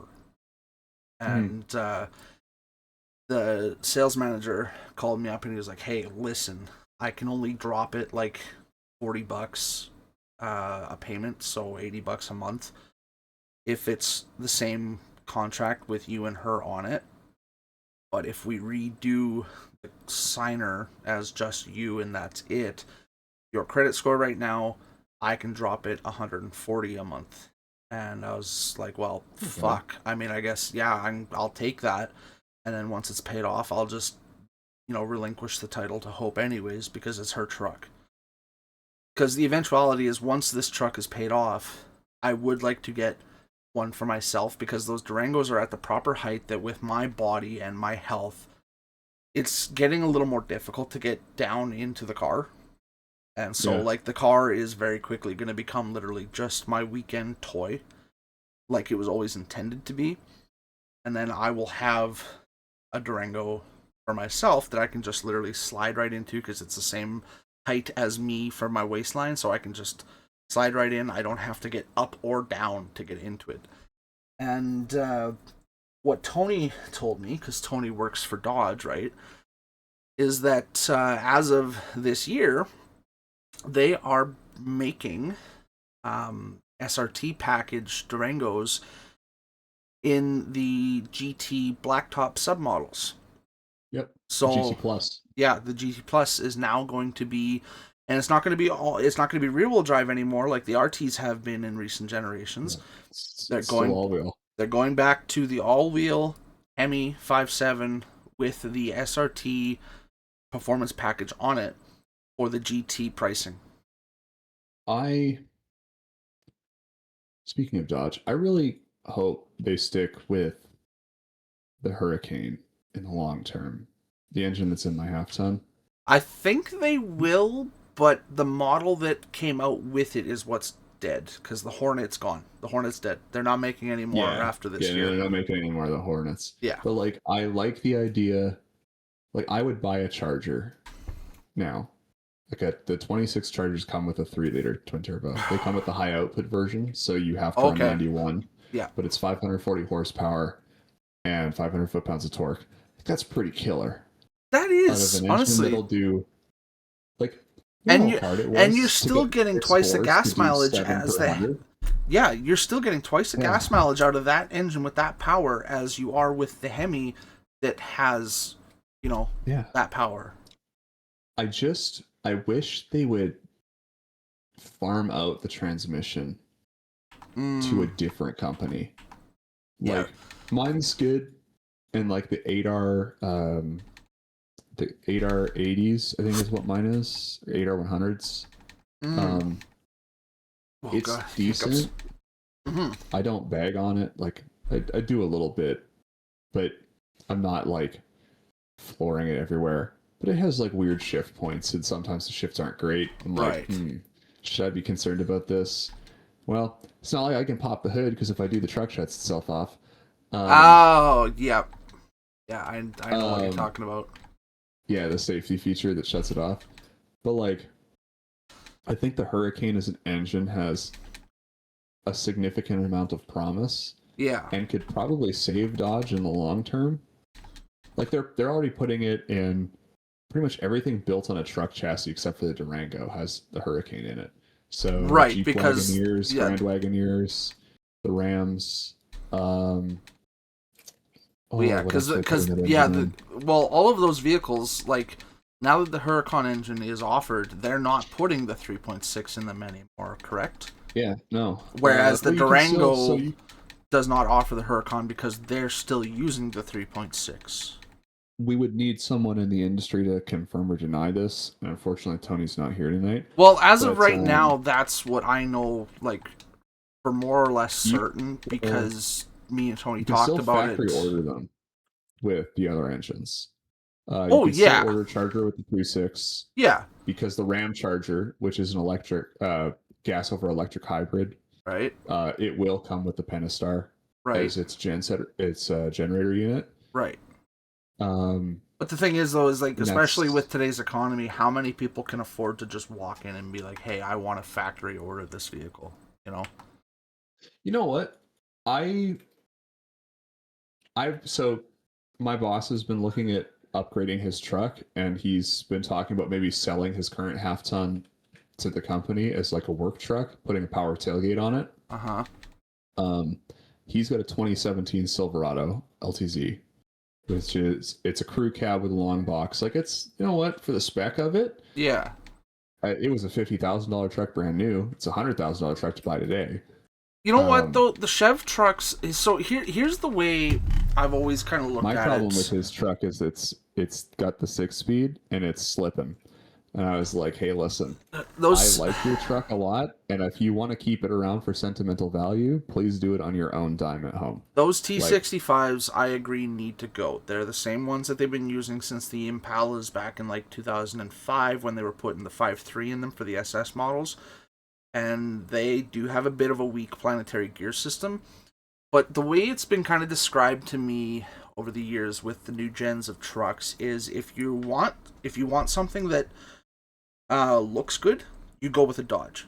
If you want yeah, something that feels good, you go with a Chev because they sure as shit don't look good. I will admit, I'm a Chev guy, but they're kind of they fucking don't ugly. they don't even Um, feel good. They don't a Chevy truck doesn't ride good. You want a truck that rides good, you buy a Ford. You want something that's going to make it to the heat death of the universe, then you go buy a Chev. well, see, for Like Ford, Tony's if truck. you're looking for reliability, that's where you go with Ford because they've had immaculate luck with the 3.5 liter twin turbo in Oh those yeah, F with the 150s. EcoBoosts. Yeah, those Yeah. EcoBoosts are bulletproof. You know what? I have an old customer, one of my casual employees. He's got his dad passed away a couple of years ago, and left him with his 2019 F-150 Limited. Hmm? And this thing's it's titted out. It's a nice truck. Right. He's got the EcoBoost, the 3.5 liter twin turbo, and he was telling me his the truck he had that he gave to his son, well, lent to his son that his son just now basically owns because he won't give it back, is a 2017 with a 5 liter in it.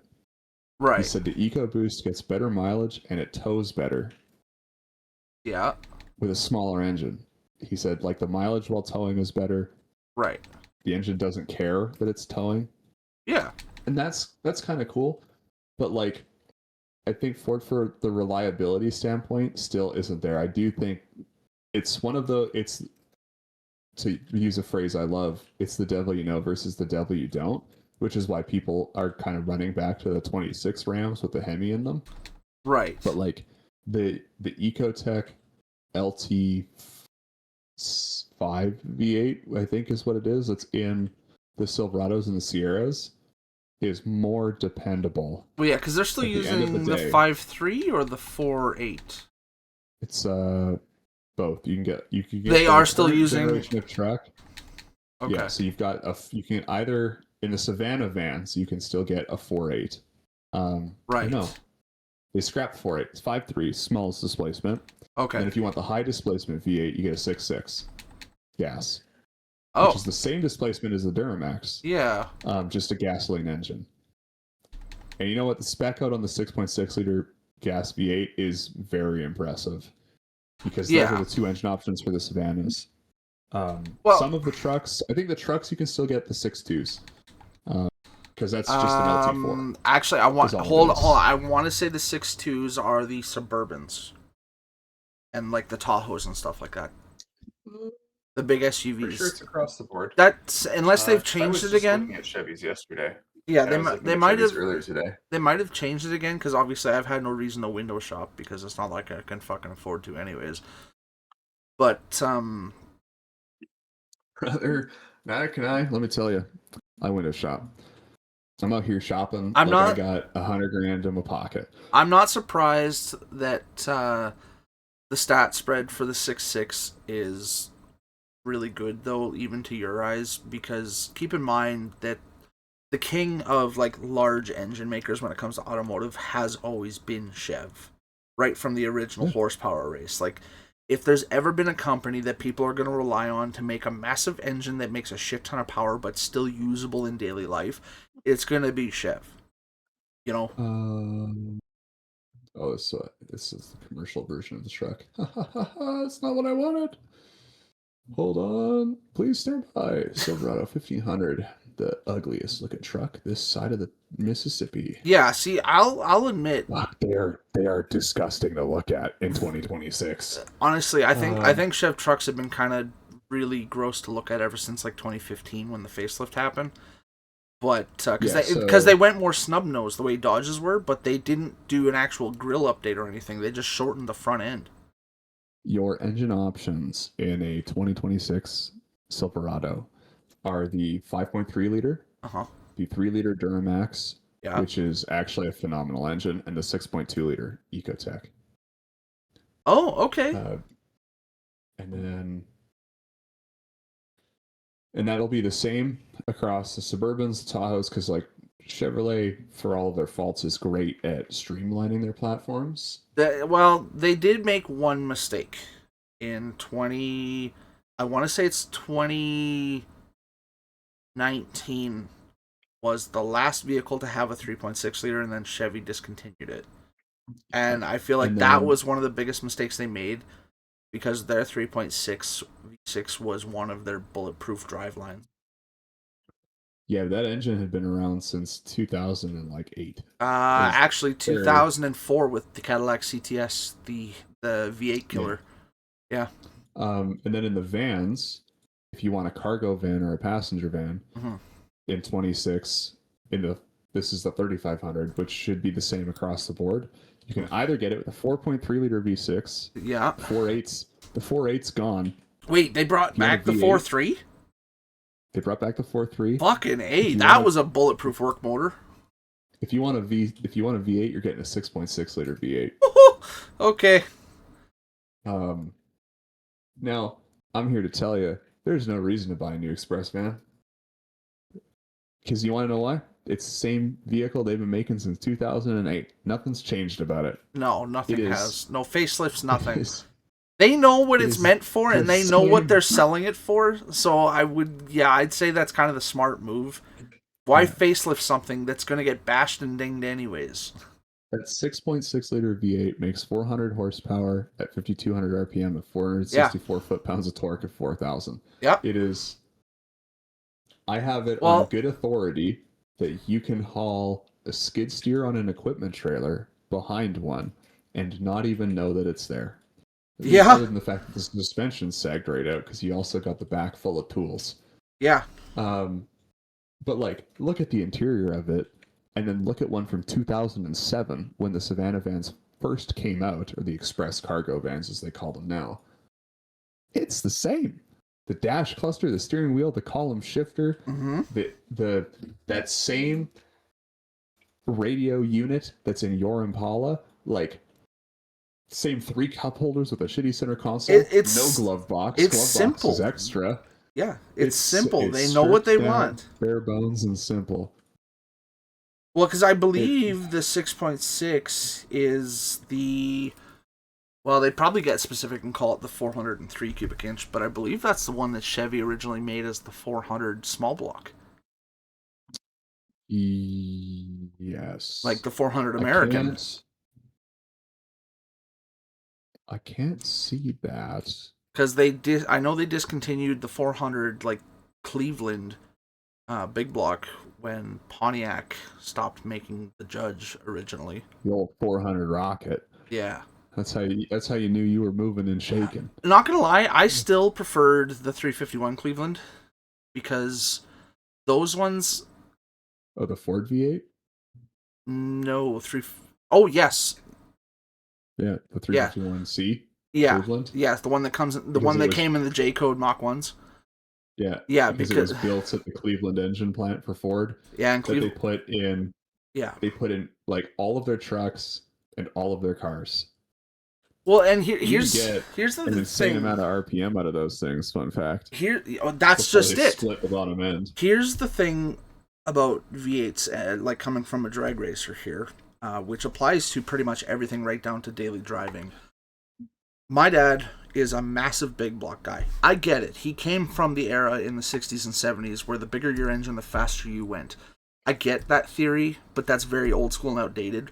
What that took them too long to realize was that the small block V8s that were using the same block, just smaller diameter, right, could go to a higher RPM, could put out the same amount of horsepower with better fuel efficiency, and they could also run for longer without blowing out a rod. Small blocks were And just infinitely better because they could do all the things a big block could, but better. my favorite thing about small blocks is how easy it is to get big block displacement out of them. Yeah, that's what I And mean. like double out the power of the big block. The problem, I think, the problem by like, I'm not saying the word, I'm not saying the phrase. The problem across the board with big blocks. You knew exactly where I was going. It's like I said why, and then I stopped myself. The problem with big blocks is that they get a nasty rap because big blocks in the emissions era before diesel V8s became common Before the gas were crisis. they're just hogs. Yeah. Like Chevy Well, pioneered an 8.3 liter V8 that made 126 horsepower at like 3,500 RPM because the rotating assembly was so fast you couldn't spin it any quicker. But yeah. it made 300 foot-pounds of torque at idle. Like the thing idles at like 900 RPM because any slower in the rotating assembly will stall it out. Doesn't have Yeah. enough combustion pressure. Ooh, yeah. Its compression ratio is like 3. Well, Not I to mean, 1, just 3. look at 3 what? We don't know. look at 1970 for Chevy. The vehicles that they put big blocks into. So for me, most commonly, I know the Chevelle because that's my dream car. So I've researched that car a lot. Before the gas crisis hit in 71, 1970, they had 4 engine block options for the 396 and 454 engines in the Chevelle SS. You had the LS6, the LS7, the LS8 of those gens, and then you had the Rat block. The Rat block 454 came from Chevy's factory with 500 horsepower. That, like, I don't even want to imagine the horrendous fuel mileage on that thing. Have you ever considered how wild it would have been to buy a vehicle in 1970? Because, like, you could go in to, your local Chevrolet dealer and, yeah, I want a Chevelle. I want the SS Trimline Performance Package. So, to get certain options, you had to have certain things. Like,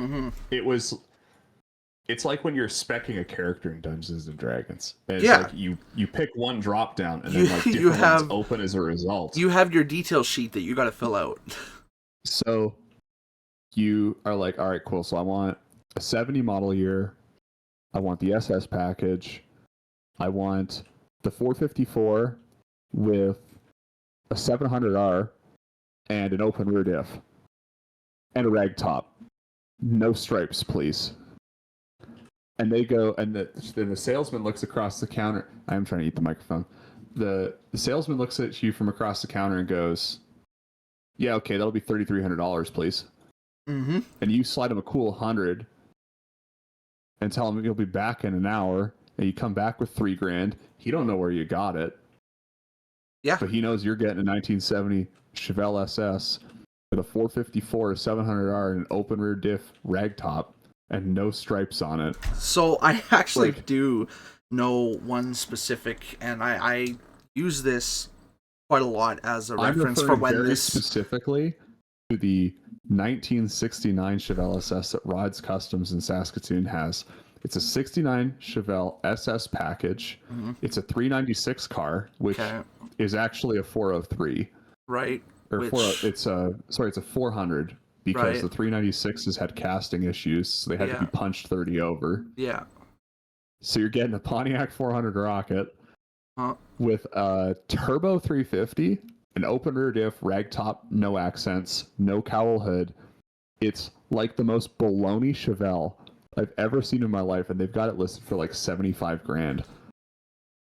And it's Yeah, and see like, that's overinflated because for me, I actually know how much the 1970 Chevelle SS 454 cost in 1970, as well as how much it would have costed in 2024.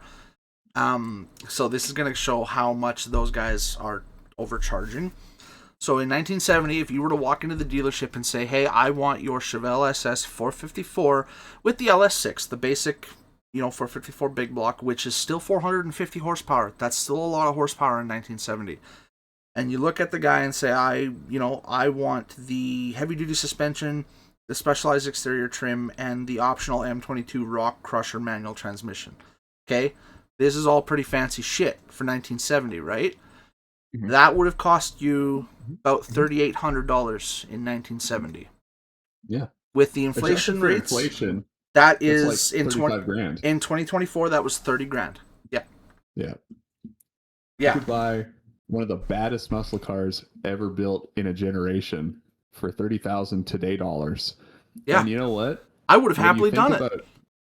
salaries and how salaries have increased over time, like $50,000 a Yep. year, which is about what I make right now, could have comfortably bought you that car and had a house and like 3 kids in the like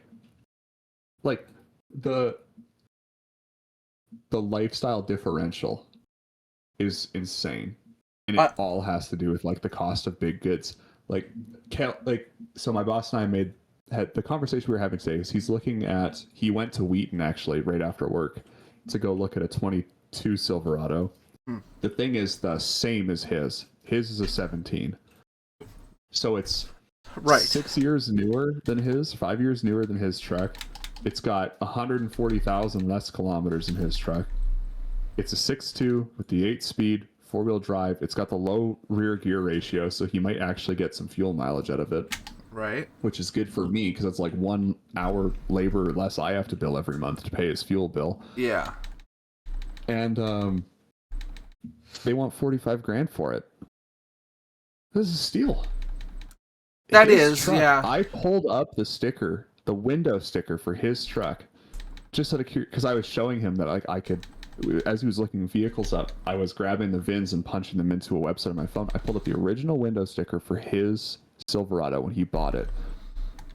Right. Brand new, his truck in 2017 was $51,000. Yeah. And at the time, that was the last brand new truck he was ever going to buy.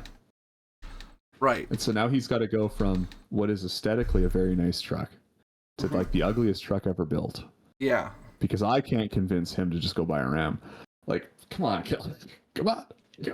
I mean, I get he it. has witnessed to the issues I've had with my truck. So I've told him, I was like, I don't regret my purchase, but I do have remorse over it. Well, and earlier, if I just kept my 24, I would have been much further ahead. Right. Well, and earlier when you said that, like you don't understand the theory of what I was saying about like if you want something that looks good, you go get a Dodge, but if you want something that feels good, you get a Chev, and you said Chevs don't feel good. That's obviously a personal opinion. Chevs don't feel good to everybody, but their seating and their suspension in comparison to Ford and Dodge over the years statistically have been rated as, some of the best on the road. I mean, they're literally the same shit that Cadillac has been supplying, right? What's the update? The update is that in the DeViri spirals within Warframe, you can catch the fish, but only one per run. That's what they're called, spirals. I have no idea what you're runs. talking about, so cool. It's Warframe. It's okay. We'll get you into it. We'll get you off this World of Warcraft stuff. I don't know. We'll get you in a real MMO. I don't think Warframe's better than World of Warcraft. Games. I would argue that it is. I feel like it's pretty mid-tier. My problem... So you said You said my opinion on Chevy's riding bad is a skill issue. Is basically what you said. In a I'm here to roundabout way, rebut that yes, fact. and that's the problem with a lot of people when they talk about vehicles is it's purely a personal opinion. So, you know what? I'll concede that it's a personal opinion. I don't think any vehicle General Motors makes today rides well.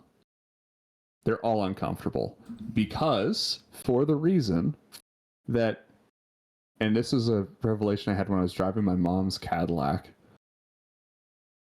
At some point, the Cadillac, I think specifically, confused comfort with a brick porta potty. And they were like, well, everybody likes riding in a brick shit house. And that's objectively untrue. Because if you ever have gotten the chance to ride in a 1970, let's say Cadillac Coupe de Ville, just hypothetically, in the white that only Cadillac does, it's 18 and a half feet long. You enter Alberta before the tail's left Manitoba, brother, you are cruising in the Ritz. Dude, I don't Those have to things imagine float. it. Do you forget what Eddie and Nathan have out at their acreage? They I know. have the 81 Cadillac Fleetwood, the 80 Impala, and the 76 Meteor Miller hearse, which was made by Cadillac. So this is what I'm saying. And even if you were to step away from Cadillac is just they're the luxury benchmark. Those cars float down the road. The suspension is soft. You can smoke a pothole in a Cadillac at 120 kilometers an hour, not even feel it. You won't even hear the hubcap fly into the ditch because you bent the rim. And you know what? You're not going to feel the fact you bent the rim, the axle, and you might have broken a spring perch. Or the control arm. Or a control arm. It will just continue to float. My 67 Dodge, same thing. Was not a luxury car. Technically, the Player was their sports car equivalent. Right. It was not sporty in any stretch of the imagination. No. But you could just cruise that thing down the road and you never felt a thing. It just, yeah. But that's the thing, though, is obviously standards like that have to change because there's not a lot of people that think like that with us anymore. Because if we're talking about old vehicles to new vehicles, no, I would 100% rather own an old vehicle. But not everybody thinks like that. I don't want to feel every bump in the road in the old L5 vertebrae. If I'm driving a Cadillac, I want to not know that I want it to feel like I'm driving on a cloud. Right. I've driven CTSs at this point, the SRX, which is what my mom has, her SUV. I've driven your Impala. I've ridden in your Impala a bunch. Yeah. I had a Buick Allure in 2008. The older you get with Chevy vehicles, the better they ride. And then a couple of my customers were having a conversation about old work trucks that they'd owned versus their new trucks. And then I was thinking about it. So I've driven my boss's Silverado. My dad had a Sierra from 2013. I've driven 3 Ram pickup trucks from newer than 2013. They all ride stiff. And I remember when I test drove my Ram, the guy who sold it to me was like, this thing is comfortable compared to your 24 and compared to your and more so compared to your 2016. And I went, I don't think that's going to be the case at all. And you know what? Granted, it is more comfortable because they put coil springs in the back and the suspension on them it's not soft, but it's softer in pickup truck standards. Right. Yeah. Because they use a high load progressive spring. So when you load it, the spring rate on it increases drastically, really, really fast. Yeah. So if you compress the springs, if you were to hit a really bad bump, for example, you might think the front end of the truck is going to pick up off the ground, but just driving around day to day, it is very soft, very comfortable. Yeah. And then I was thinking about some of the really old trucks I've owned.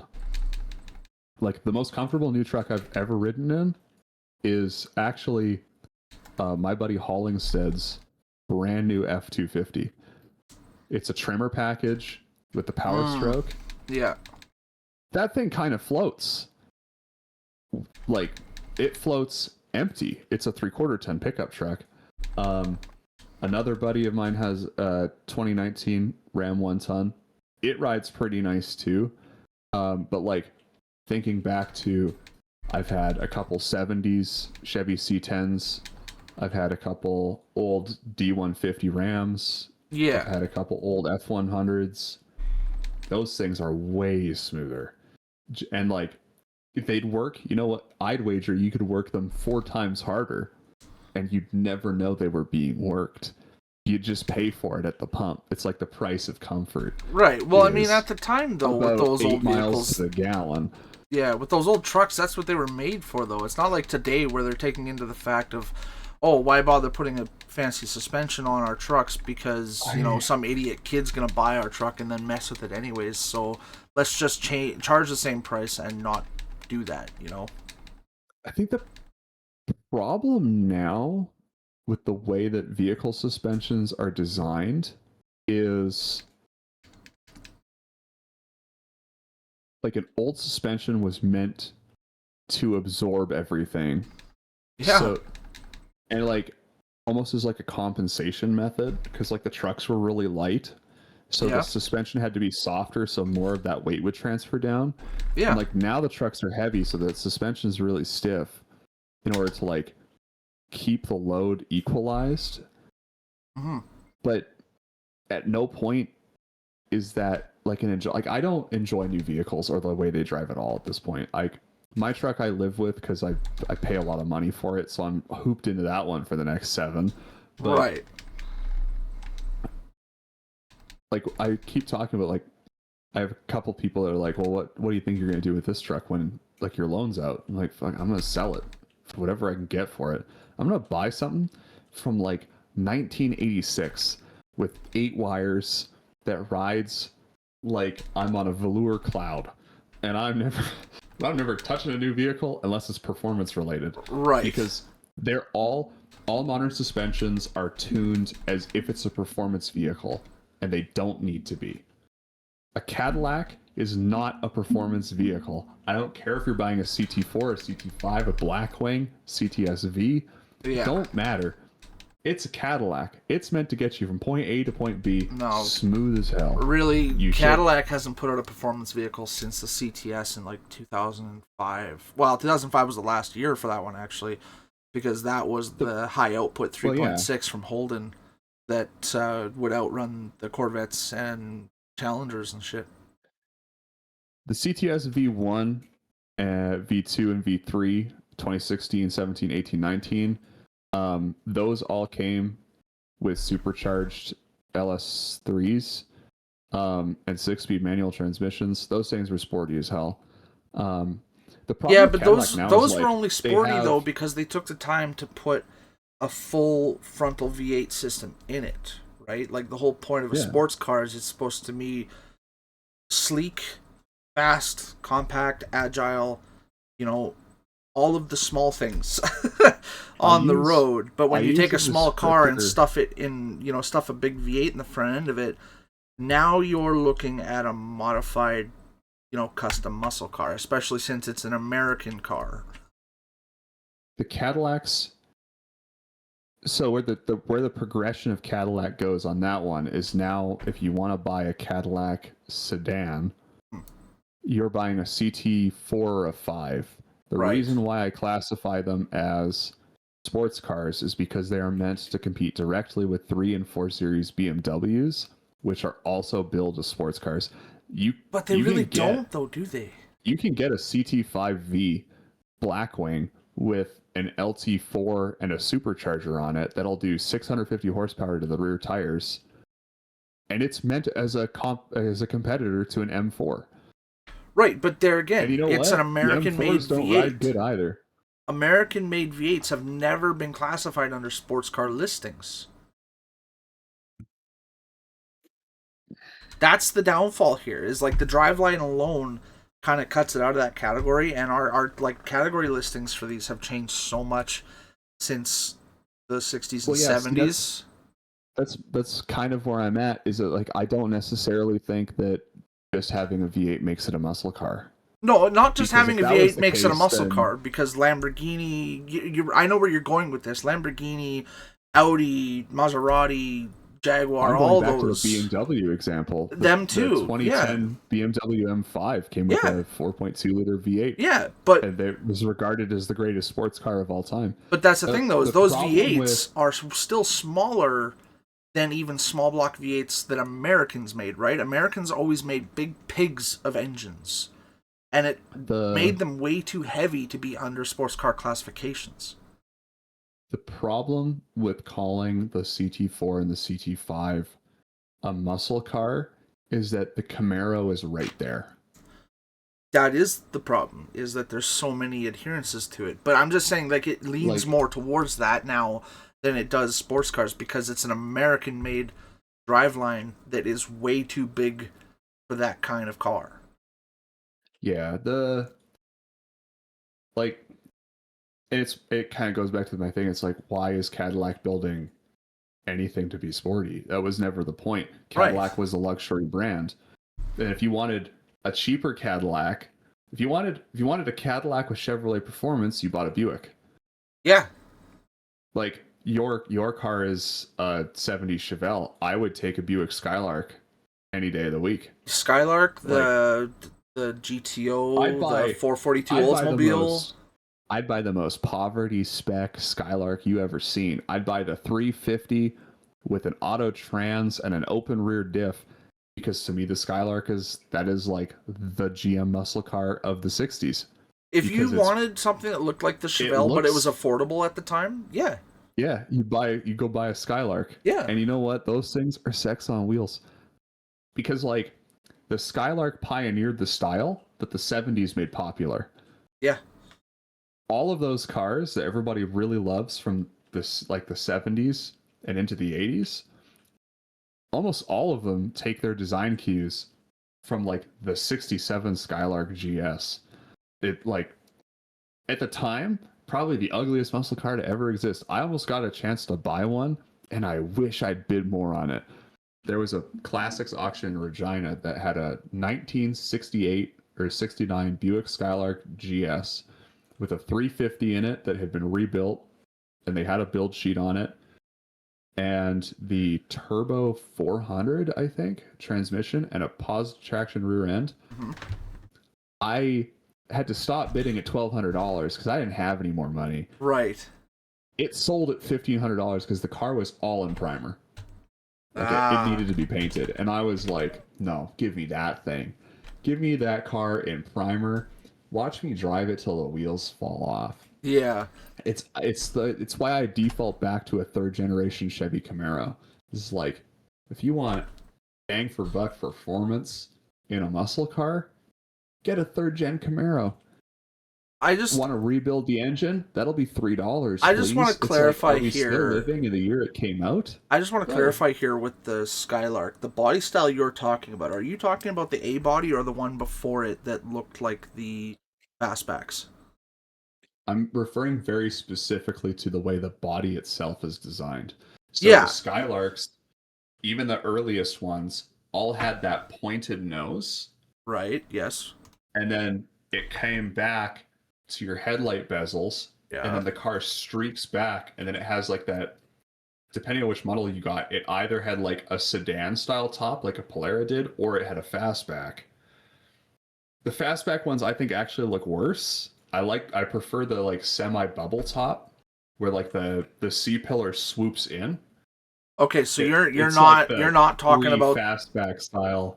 Right. Okay, so you're not talking about the A body that looked like the 68 and 69 Chevelles that literally looked like the back end met the rear bumper.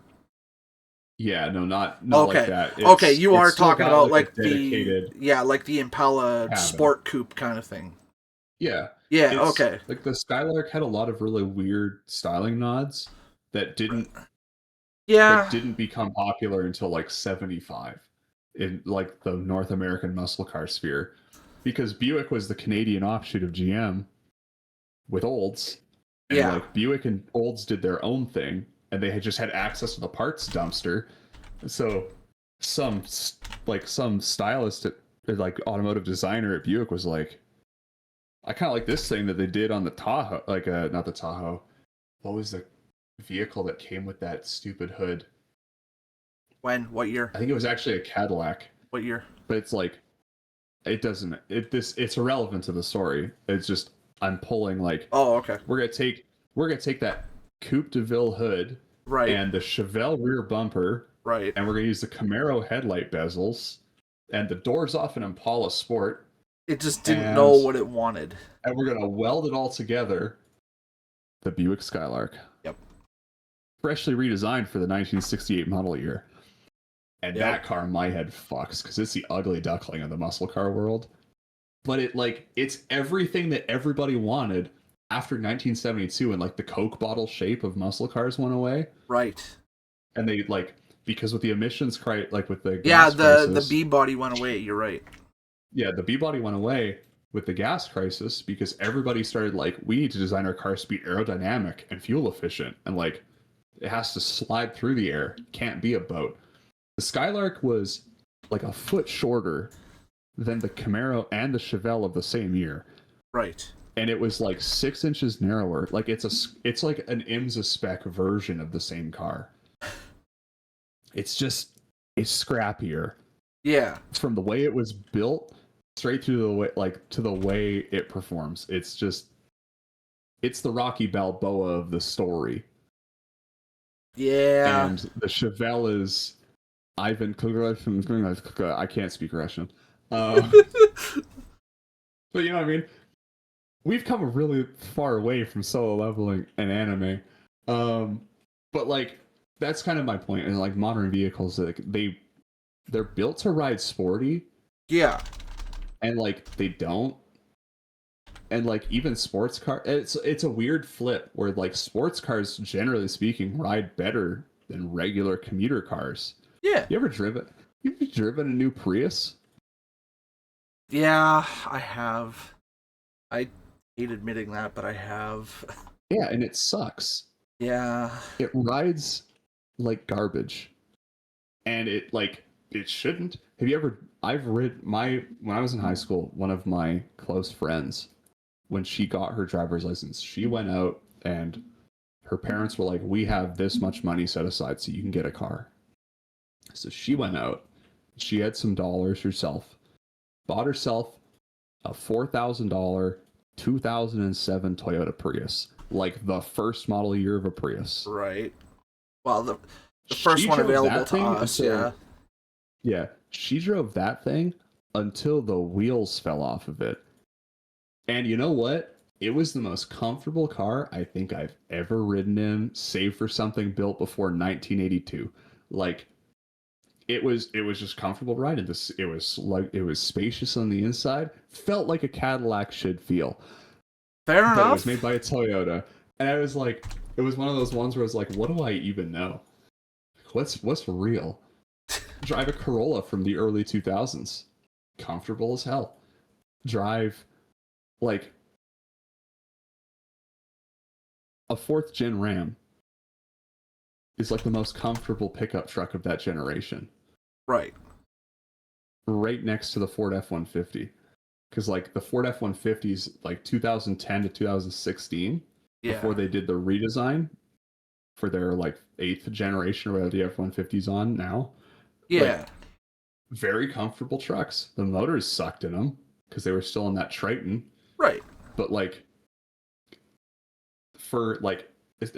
thing for Ford has always been the all-wheel drive systems are the best because they're the 4x4 systems are the best because they turn like an all-wheel drive because they use the all-wheel drive front differential, so it's slightly weaker.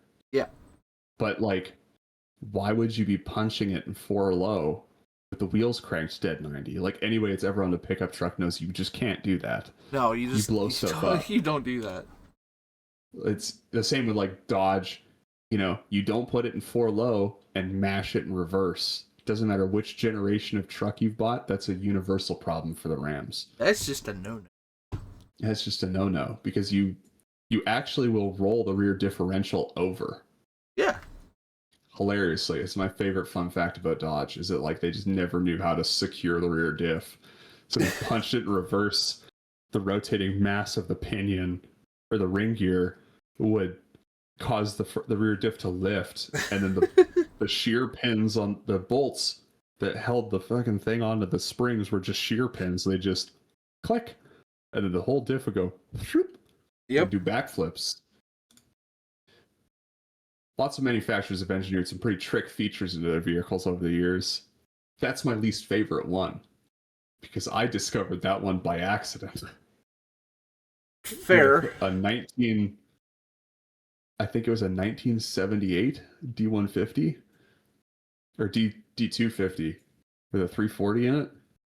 Got stuck, put it in reverse, mashed the gas, that 340 screaming, and then all of a sudden all you hear is ping ping. It just gone. And that rear end was hanging out the side of the truck. The differential was the drive shaft was a pretzel. And that's kind of like the last tangent I have. We don't really have anything else to talk about because you didn't watch the anime you were supposed to watch this week. No, I am actually going to watch it as soon as we're done here because I still have it loaded up. When you watch it, a fun fact about Sentenced to be a Hero, it was animated by the same studio that made the Uma Musume Pretty Derby anime. Oh! Yeah. Okay. I think it's this. Yeah. Fair enough. It has. And you know what? The styles could not be more different. Yeah. The narrative to it could not be more different either. But I think that's all we got for this week. We kept it short. Only 2.5 hours. Go us. Only. Yes, only. This is truly the tangent episode. We went from, hey, look at this cool walking simulator. This is rare air, everybody. This is rare air. Yeah. We've created an absolutely cosmic energy in the studio today. We're never going to capture this again. Nor do we want to. But we went from the beginner's guide to the Stanley Parable to Rapture, A City Beneath the Sea, to a little bit on Columbia, just a little taster for BioShock Infinite. How long it takes to beat video games, who knows anyways. Can you pet the dog? That's really important to me. To Solo Leveling is a weird game, and it turns out Will's better at MMOs than I am. Wild. Warframe's still on top forever. Never forget that. And why do modern vehicles suck? All the smooth brain. All the smooth. The thoughts just roll off. What do you need neurals for? Everybody knows smoothbore hits harder. No lumps, bumps, or rumps, just smooth. With that's my boy Will. I've been Chris.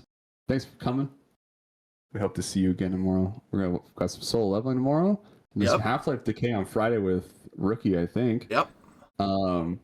And then back to Rapture on Saturday. Yes, really looking forward to that one. That's how you know it's going to be a good stream.